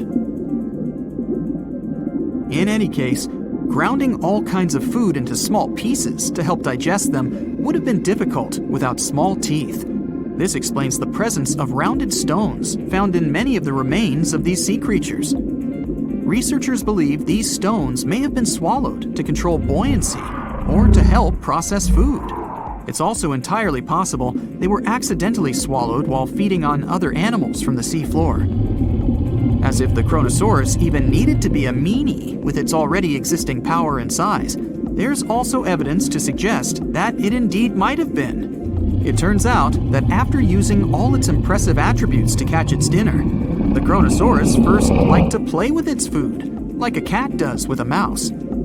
I guess since the hunt was so easy for them, they needed to get their fun from somewhere else.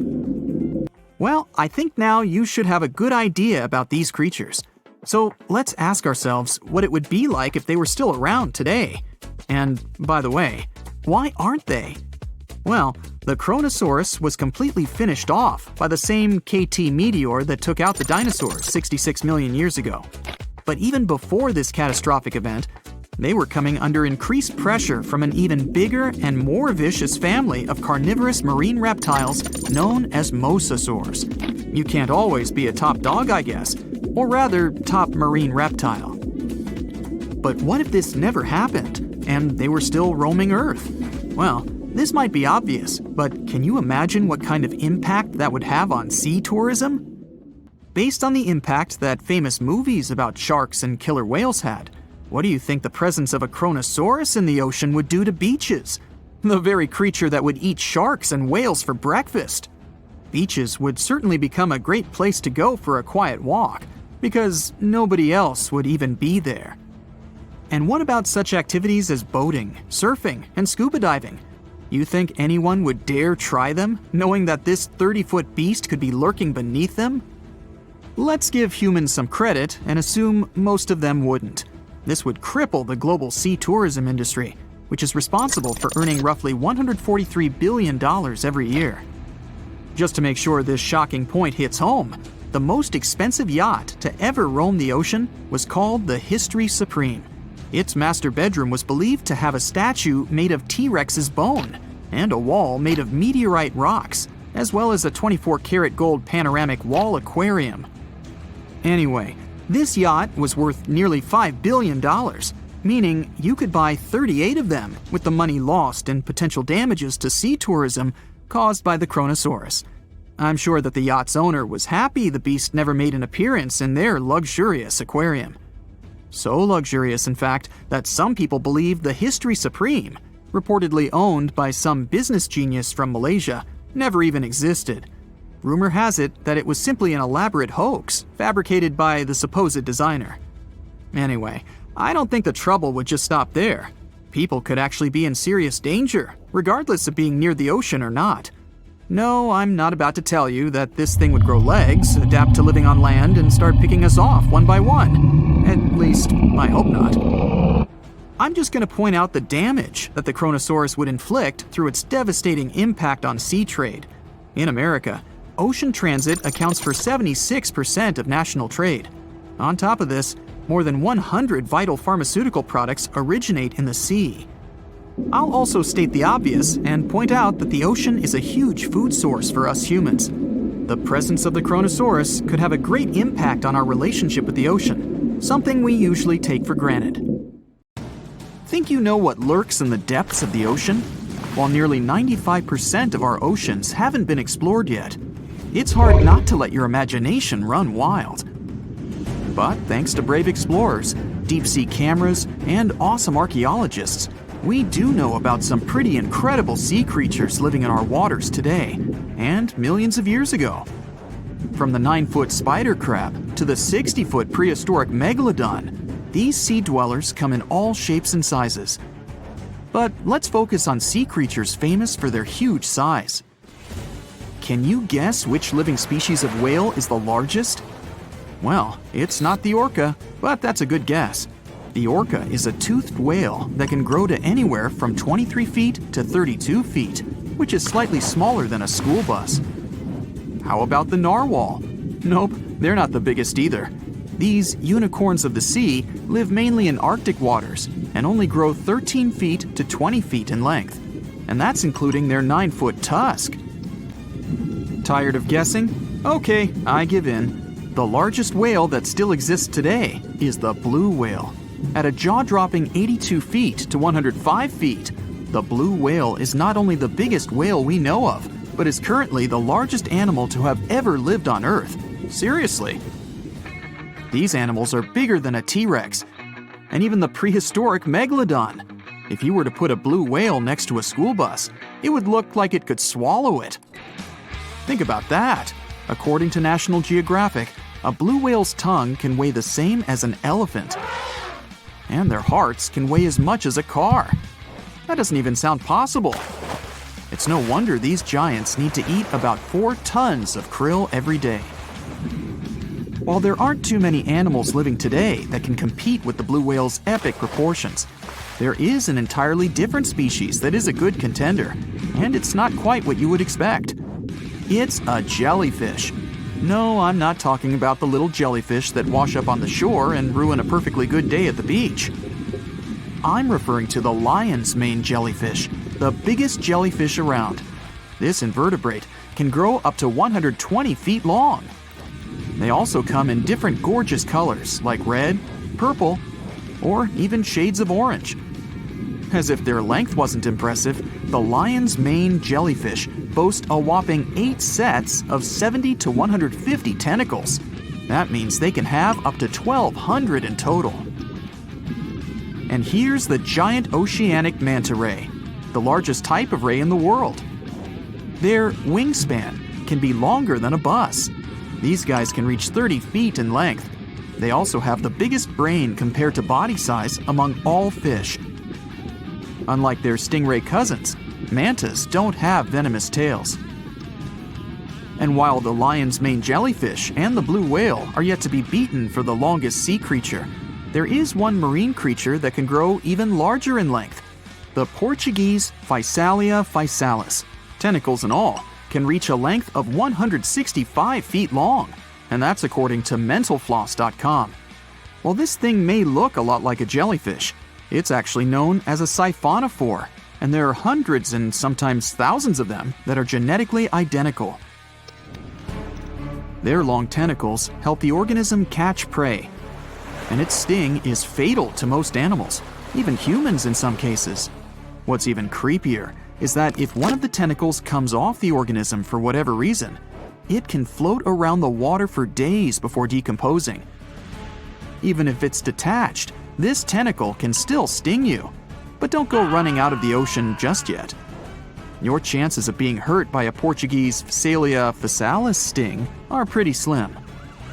However, if you do get stung, the side effects aren't pretty, with welts, stomach cramps, an elevated heart rate, and an upset stomach.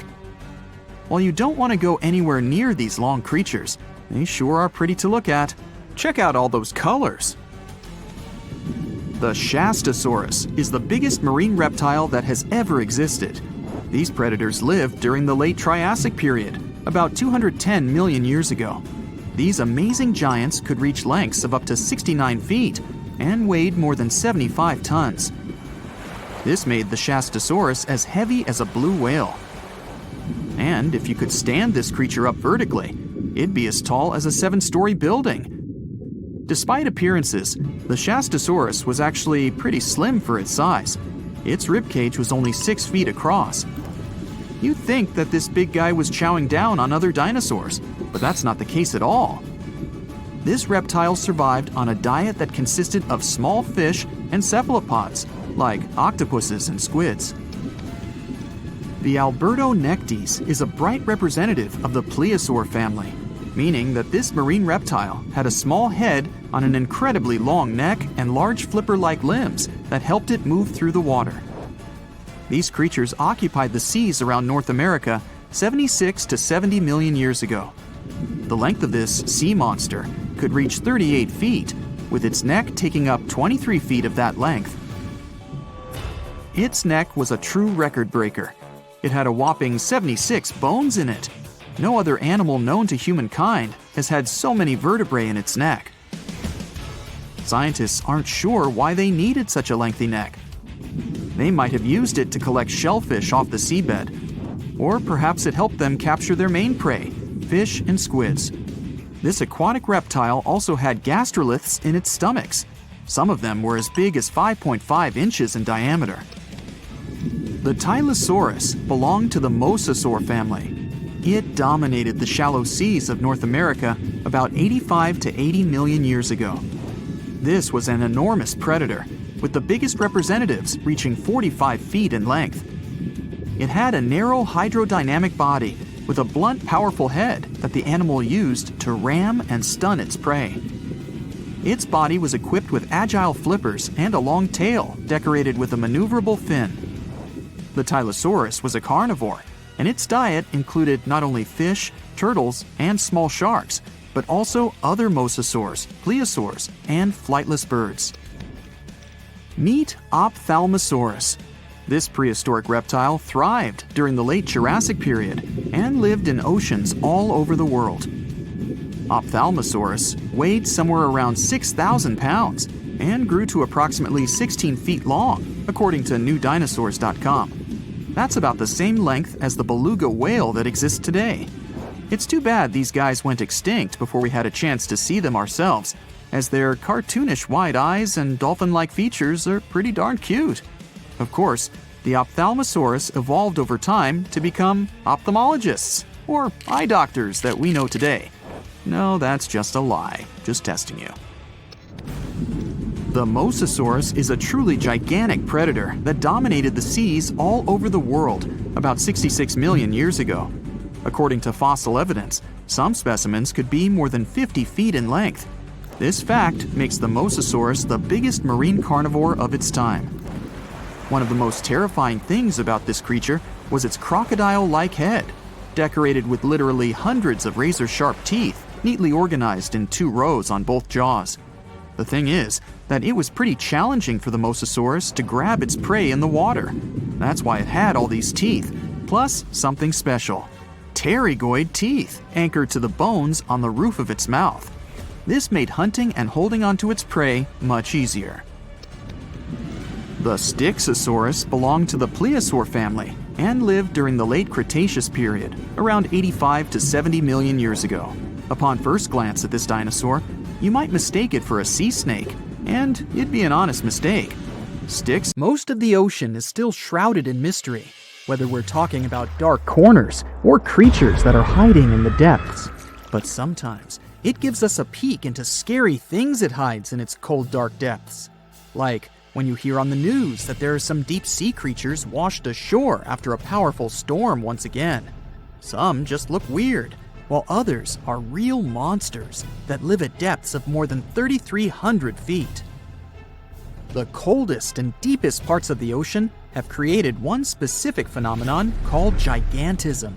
So, sea spiders, squids, worms, and many other animals, mostly invertebrates, or creatures without backbones, they're all way bigger and scarier than the versions we see in the more shallow areas. In the Pacific depths, you can see a sea sponge as large as a minivan. Or what about the colossal squid that lives in subantarctic waters and is nearly 14 times longer than the arrow squid, a type that mostly lives in New Zealand? Researchers found many of these underwater monsters in the abyssal zone of the ocean. Back in 2021, the researchers showed images of the giant phantom jelly. It was at a depth of 3,200 feet. Its tentacles were 33 feet long. Wow, I wouldn't like to face that one on the beach. It probably eats only small fish and plankton, but it can swim to depths of more than 21,900 feet. And down there, this giant jelly doesn't have enough food. How does it survive then? Scientists haven't figured it out yet.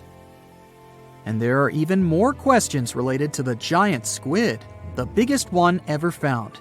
This monster is 43 feet long, with a weight of nearly a ton.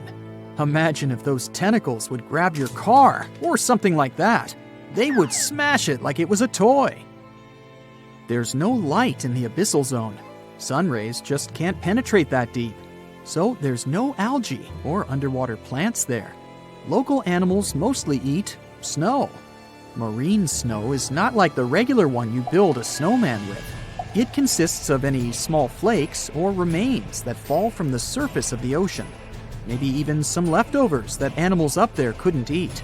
So it's not much. But apparently, it's enough for very large creatures that hide deep down there, like giant squids. Squids that generally live at such depths don't bother going after their prey. They just wait until the poor animal swims right up to their long tentacles and falls into a trap.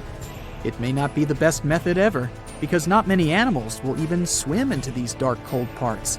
But it's the method that saves energy. A giant squid eats only 1 ounce of fish daily, which is approximately 45 calories.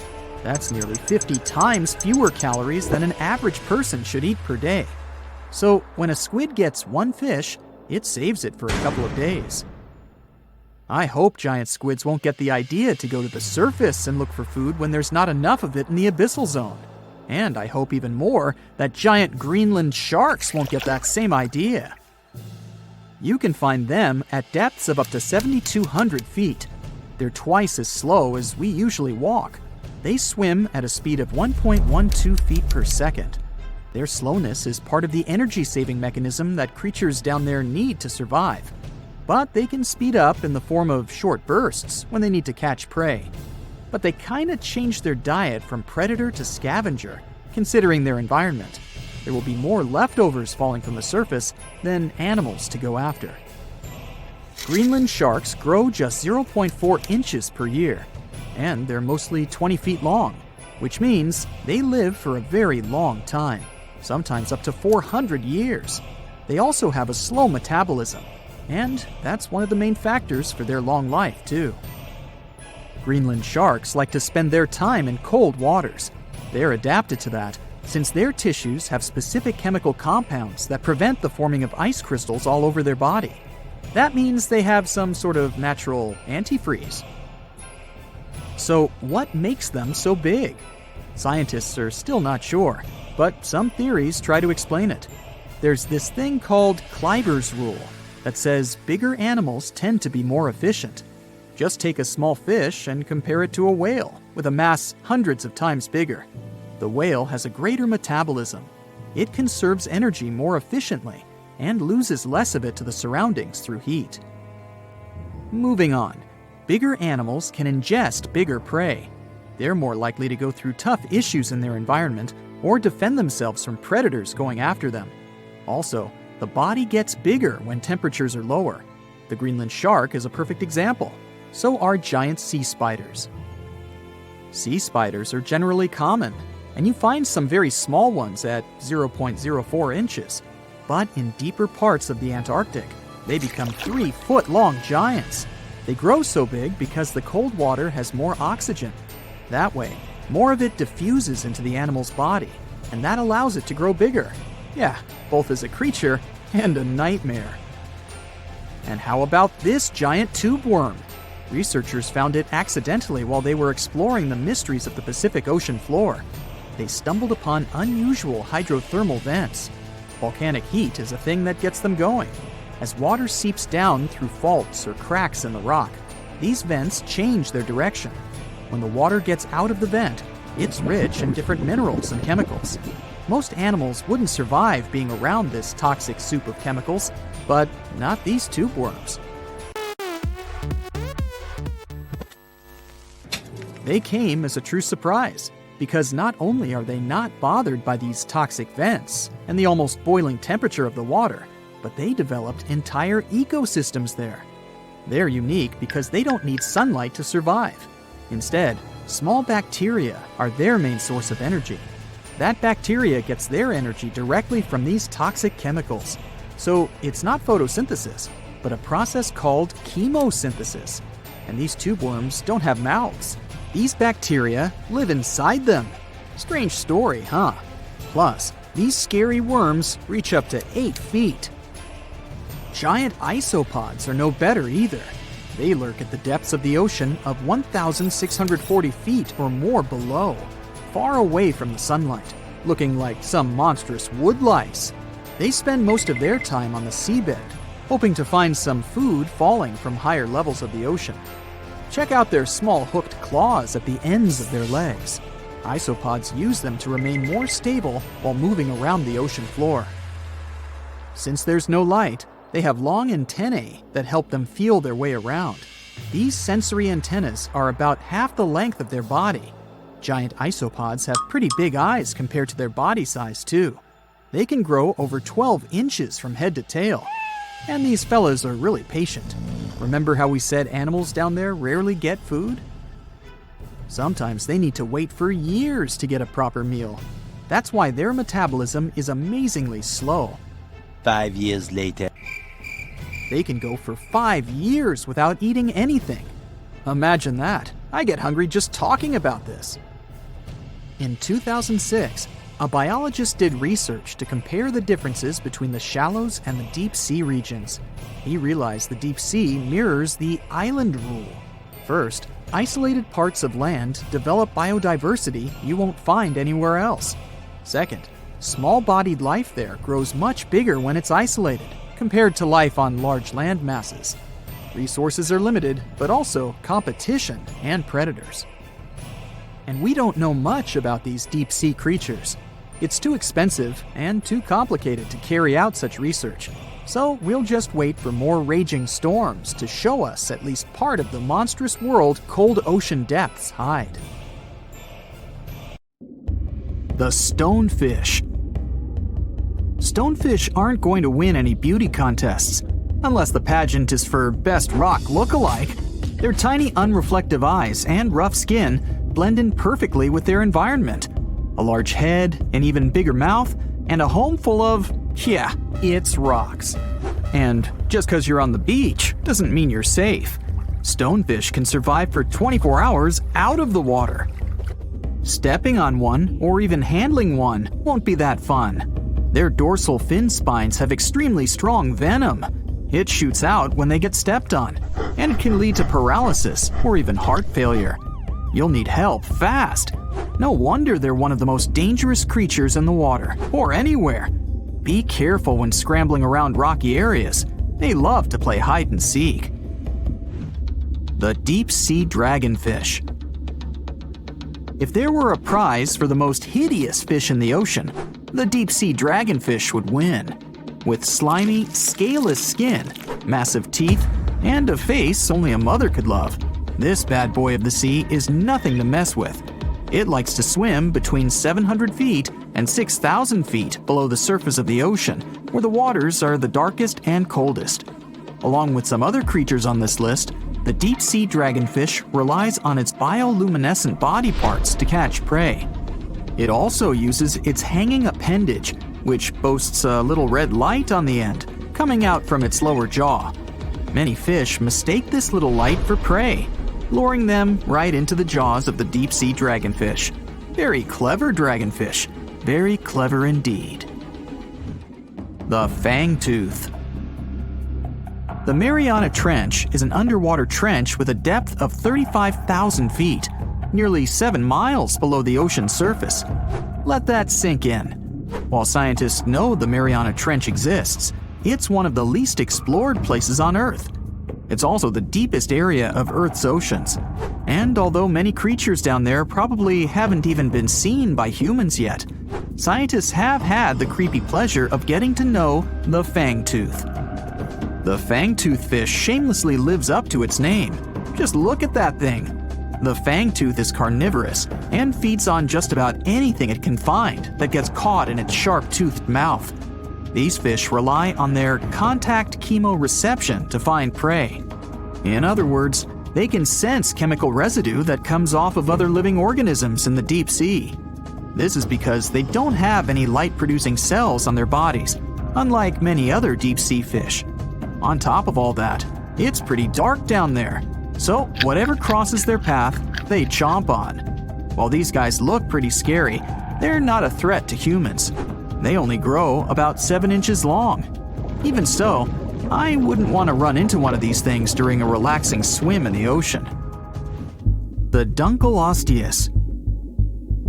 Strangely enough, this prehistoric fish, known as the T-Rex of the seas, had no teeth. Those were replaced with bony plates that allowed it to have the strongest bite among other monsters of its size. The goblin shark. If you thought the movies about sharks were scary, this next deep-sea creature will make you swear off going for dips in the ocean forever.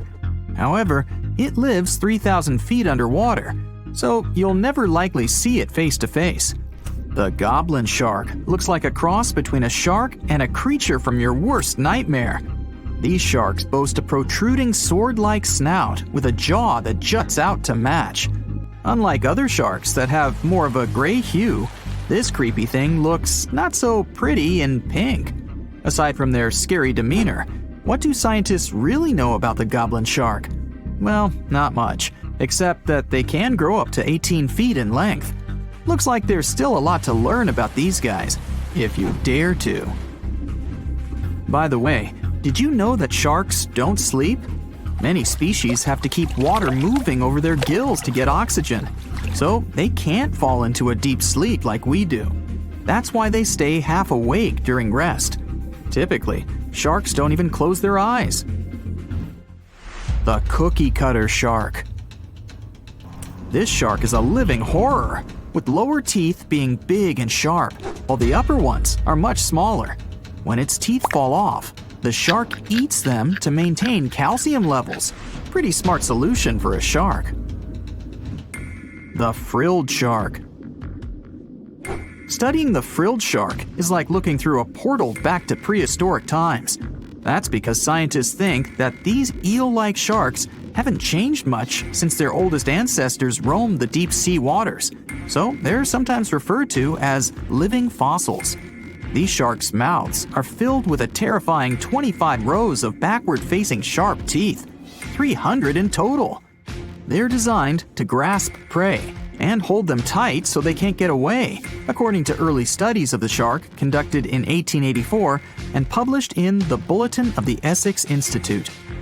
Luckily for swimmers, the frilled sharks live between 390 feet and 4,200 feet below the ocean's surface, so they'll probably never run into them. Probably. This is probably the worst nightmare of any dentist. The northern stargazer. Take a look at this cutie. The northern stargazer is definitely not something you'd wish to see on the ocean floor. This horrid creature hides its body under the sand, leaving its face above to wait for prey. The tasseled wobbegong. Here's another carpet shark on our list. It lies low on the bottom of the sea and patiently waits for its prey to come by. The Australian ghost shark. The Australian ghost shark isn't really even a shark, but a very bony fish. It's also a living fossil. It hasn't changed within the last 400 million years. Believe it or not, sharks and humans have a common ancestor that lived around 440 million years ago. Even though we both evolved in our own way, there are still some signs of that connection. For example, the genome of an elephant shark is very similar to humans. The Leopleurodon. This list of terrifying creatures would be incomplete without mentioning the terrifying and prehistoric Leopleurodon. This carnivorous marine reptile existed during the Colovian stage of the Middle Jurassic era and ruled the waters at 9 feet in length. Scientists believe Leopleurodon thrived in this deep-sea trench because of its ability to swim long distances and its 4 paddle-like limbs. While they probably weren't able to propel themselves toward prey like other animals of the area, they did manage to accelerate and attack very ruthlessly and efficiently. Additionally, they relied on their long snouts to smell prey, which leads scientists to believe they didn't rely on sight for hunting. This means they could have thrived in the dark Mariana Trench. Around 150 million years ago, Leopleurodon became extinct due to competition for prey against other thriving marine reptiles. And I think I speak for all of us when I say, thank goodness for that. Considering that scientists have only explored 5% of the ocean floor and found some of the scariest sea creatures imaginable, one can only dream of what other animals reside in the deep sea waters. Perhaps it's best to keep them in your imagination. Am I right? The megamouth shark. This shark is a filter feeder, and it's friendly to humans, although its huge mouth can look quite threatening. Like basking sharks, it swims with its mouth constantly wide open, as if it were on Twitter. The gulper eel. This deep-sea eel has an easily distended belly that allows it to swallow prey twice its size in a single monstrous bite. They have very unusual jaw shapes and can reach about 2 to 3 feet in length. Do you see that large log near the ocean floor? Maybe it's part of an old ship. Treasure, gold, diamonds, I'm rich! Well, as you get closer, you notice something. It's swimming! It's not a shark or a dolphin, it's a saltwater crocodile. Now don't panic. If you bump into one of these reptiles in the sea, it's unlikely it'll think of you as food. Crocodiles have a special valve in their throat that stops them from drowning underwater, but that doesn't mean they can't bite. Usually, they're heading to a nearby island, and the quickest way there is to body surf. They can't really take the ferry, you know. Watching one from a distance should be okay. Just don't swim to shore right away. They love to ambush their lunch in shallow water. If there's one time I'd want to see a great white shark, it's when I'm diving with crocodiles. They'll gladly take a crocodile-sized nibble, given the right motivation. The deeper you go, the creepier they get. You're about to travel to the darkest ocean depths and check whether this claim is true. Are the creatures living there as scary as people think?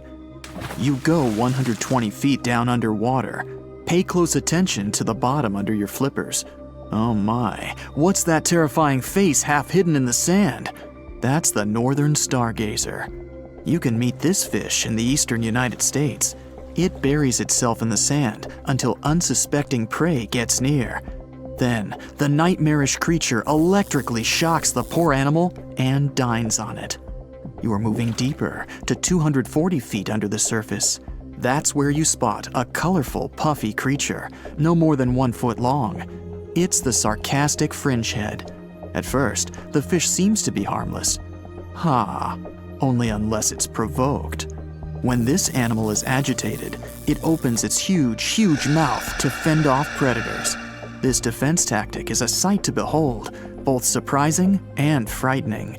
Luckily, the fish is no threat to people whatsoever. The creature you see next can comfortably live in shallow waters, but you meet it at a depth of 900 feet. You don't even need to wonder why the animal's called the Game of Thrones brittle star. Unlike starfish that slowly crawl across the seabed, this creature moves fast. It wriggles its long, flexible arms to get from point A to point B. Its body is protected by a hard calcium carbonate shell. Also called snake stars, these creatures are tiny and easily fit in nooks, cracks, and small crevices in rocks. At a much greater depth of 2,000 feet, you come across the giant squid. For a long time, it was thought to be a creature from legends rather than a real animal. The giant squid was first caught on camera in 2001, and it's exactly as big as its name implies. The creature's eyeballs are the size of soccer balls, and the squid itself can weigh up to 600 pounds. Almost 3,000 feet below the surface, you get spooked by another creepy-looking animal. It's somewhat red and rather small, no longer than 1 foot long. As you approach the creature, it looks rather docile, or maybe just indifferent. The vampire squid, that's the animal's name, looks like an umbrella with tentacles. It doesn't even produce ink, so you leave it alone. Soon after that, at a depth of 3,200 feet, you meet the cookie cutter shark. This creature is a parasite. It attaches itself to big fishes, dolphins, whales, and sometimes even people. Then, using its neatly arranged serrated teeth, it gouges out cookie-sized pieces of meat. This nasty glowing animal doesn't grow larger than 20 inches and lives in the ocean twilight zone. At a depth of 3,300 feet, the light becomes a rare and valuable thing. The animals living that far away from the surface have to evolve unusual features to survive. That's how the barrel-eye fish ended up with a transparent head and two super-sensitive barrel-shaped eyes. Right now, pretty much like always, they're pointed upward, allowing the fish to see potential prey and you. Almost 4,000 feet below the surface, you see something droopy and saggy. The blobfish doesn't have a skeleton or any muscle. Its jelly-like flesh lets the creature survive incredible water pressure. Despite its appearance, the blobfish is an ambush predator. It usually lies very still on the bottom, waiting for unsuspecting prey to swim by. You go a bit deeper and spot a creature that looks particularly ghastly. The goblin shark senses prey with its snout. The creature's terrifying jaws are attached to elastic ligaments. When some animal comes too close, the shark catapults its mouth forward to catch it. If your mouth could do the same, you would be able to eat things dangling 7 inches away from your face. Even deeper than that, at 5,000 feet, you notice another member of the shark family. The frilled shark looks like an overgrown eel, but its gills are lined with red fringe at the edges, hence the name. The creature's horrifying mouth has 25 rows of razor-sharp backward-facing teeth, 300 in total. The shark prefers to hover in the water, waiting for its prey to come closer. Then, it charges at it like a snake. Suddenly, you see something glow brightly like an electric bulb. But after coming closer, you recoil in horror. The creature looks like an upgraded eel equipped with oversized teeth. That's the deep-sea dragonfish that can live at a depth of 6,000 feet. Chemical processes going on inside the fish's body produce an eerie red glow. This glow is used to communicate with other fish. At the same depth, you meet another deep-sea inhabitant. Its most prominent feature is its huge mouth. Thanks to it, the gulper eel can swallow its prey whole. Its stomach can expand to a terrifying size when it needs to fit something large. At a depth of 6,600 feet, you come across an angry-looking creature with a fishing rod over its head. It's the deep-sea anglerfish. The animal has an unusual dorsal spine, even though it's worn only by females. It protrudes above their mouth and has a lure on its tip, some luminous flesh that baits prey. The anglerfish has such a big mouth and its body is so pliable that it can swallow animals twice its own size. You're 7,000 feet down when you see another fish that's glowing in the dark. The black dragonfish is a sly creature. It has its light-producing organs arranged along its belly. The spooky creature also has gleaming flashlights next to its eyes. They help the animal find prey and attract potential mates. At the same depth, you also spot an enormous pillbug. But unlike the critter you can find in your garden, this one is at least 20 inches long. That's the giant isopod, and it is, indeed, related to the roly-poly, as well as crabs and shrimps. These creatures may look somewhat scary, but they're harmless. They feast on other deep-sea animals only after those have passed away. At a depth of 13,000 feet, you notice the ocean floor has become a bit fluffy. That's because it's covered with zombie worms. These creatures rarely grow to be more than 2 inches long, and still, they can break down fairly large animals, so strong the acid they produce is. The worms' feathery appearance makes them look like plants, but the truth is, these creatures munch on rock-hard bones of the world's largest animals, such as whales. The grid-eye fish almost scares you out of your mind soon after that. This creature has a pair of large greenish oval plates on the top of its head and no eyes whatsoever. Experts believe that these bony membranes detect light coming from predators, saving the fish's life. You're now 3 miles down below the surface, and that's where you spot something bizarre on the bottom. It's definitely a fish, but it's standing on the ocean floor on 3 long, rigid legs. Ah, it's the tripod fish. Curious rather than scary. This creature has adapted to the almost complete darkness by giving up on its vision. It has to rely on vibration and touch to sense prey. And then, the fish uses its fins as hands to transport food directly into its mouth. You don't have time to go any deeper before you spot the faceless fish. This slightly off-putting creature has no eyes, and its mouth, smiling a Mona Lisa smile, is underneath its body. For the first time, the faceless cusk, which is the creature's official name, was seen more than a century ago. The next time it happened was only in 2017. Once you've reached a depth of 6 miles below the surface, you see deep-sea cucumbers. These bizarre creatures are much bigger than their shallow water relatives. They spend most of their time on the sea floor. But if they need to escape predators, they are able to swim away. Deep-sea cucumbers have bright purplish coloring, tiny feet, and tentacles that surround their mouths. Cute. The question is, why do these deep-sea creatures look so scary? Life is very different there, at the bottom. Tremendous water pressure, a lack of food, and constant darkness. You have to adapt to survive in such extreme conditions. There are plenty of fish in the sea. Some of them look totally like Nemo or Dory. Then there's the butterfly fish and fancy guppy, which is indeed really fancy. And then there's... What on earth is that? I would definitely not pay for a diving experience to see this guy. The anglerfish has the unofficial title of the ugliest animal in the world, but I wouldn't dare to break that news to it.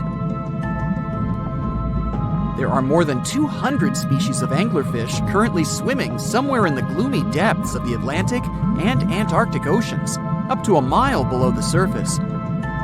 Some of them prefer different living conditions, the shallow tropical environments. Different kinds of anglerfish vary in shape and size, from the famous black sea devil to frogfish, monkfish, football fish, goosefish, batfish, and sea toad. The larger ones can be half as long as a full-sized bed, but most are less than a foot long. Since the choice of meals where these guys live isn't that huge, they had to come up with a unique hunting strategy. They don't waste their priceless life energy on following prospective prey. Instead, they use a piece of dorsal spine that sticks above their mouths like a fishing pole, hence the name of the fish. There's a sac of bioluminescent bacteria that glows brightly in the dark at the end of that rod. The light lures prey, and all the anglerfish has to do is wait, and then enjoy its lunch delivered right to its mouth. Their bodies are pliable and huge, so they can easily swallow prey twice their size. Deep-sea anglerfish eat whatever they can find. Species that live in more shallow water aren't picky either, and can eat anything from shrimp to snails and small fish.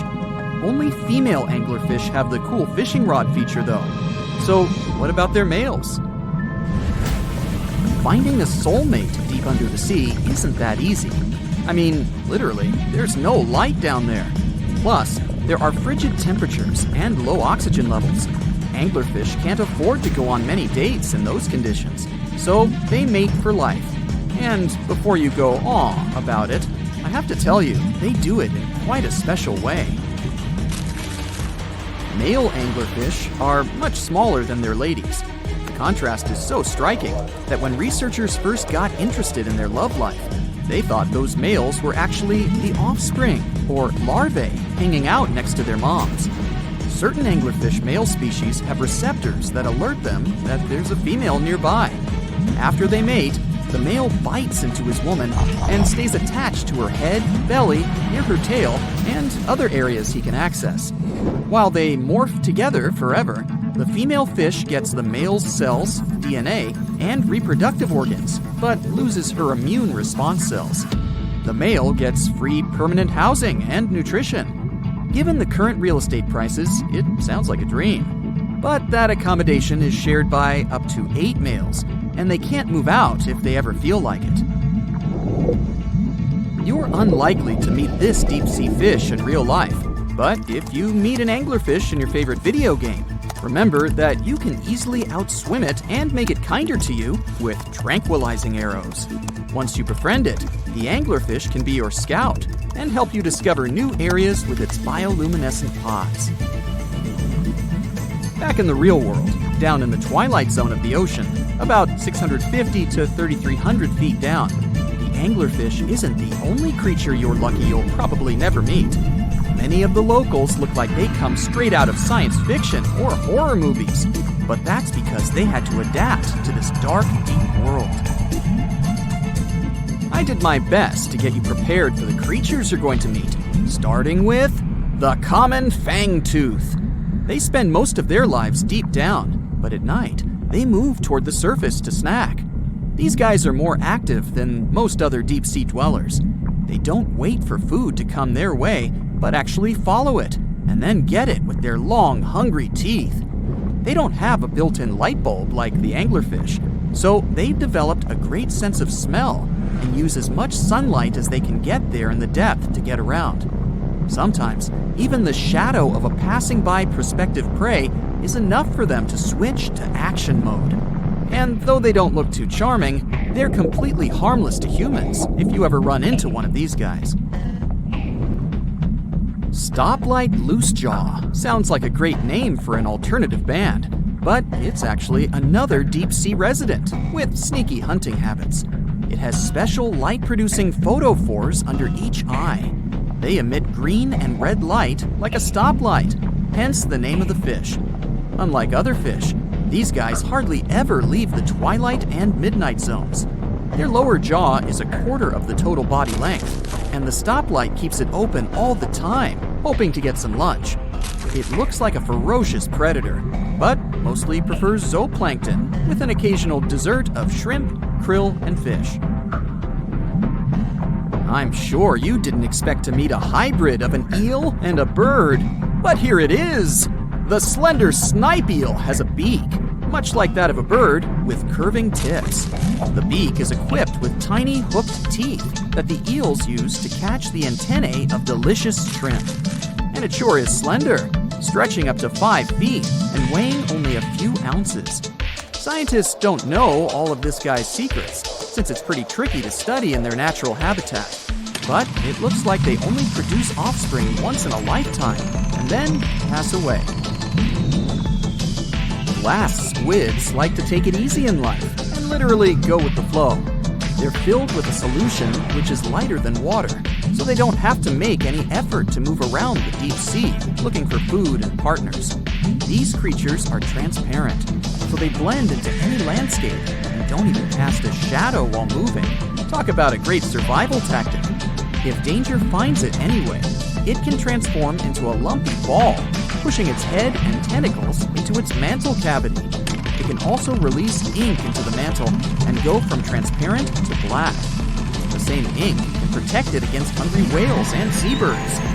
Another tactic they use to scare off predators is to activate their light-emitting organs around their eyes.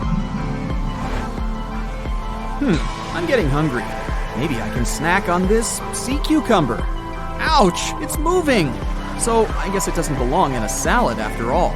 These soft-bodied fellows live in all parts of the ocean, from shallow waters to the deep underwater world. Most of them slowly move around with their tiny feet, but some crawl around by flexing their bodies. Sea cucumbers can shed their internal organs when there's a predator approaching. Those sticky organs distract the intruder, and the happy cucumber moves on and just grows the organs back. What's that glistening in the distance? Looks like someone dropped gems in the water. That's a sea sapphire, also known as the most beautiful animal you've never seen. Some males of this type of copepod can change color from deep blue to purple, red, or gold. 1 second later, it's gone. And it's back, shimmering bright. The secret to this magic is that their bodies are transparent and reflect light differently at certain angles. It looks like it's their way of communicating between each other and attracting mates. Female sea sapphires don't have the same superpower, but their eyes are bigger compared to males, probably to spot them from a distance. Males roam wild and free, and their ladies stay in the crystal palaces of strange barrel-shaped jellies called salps.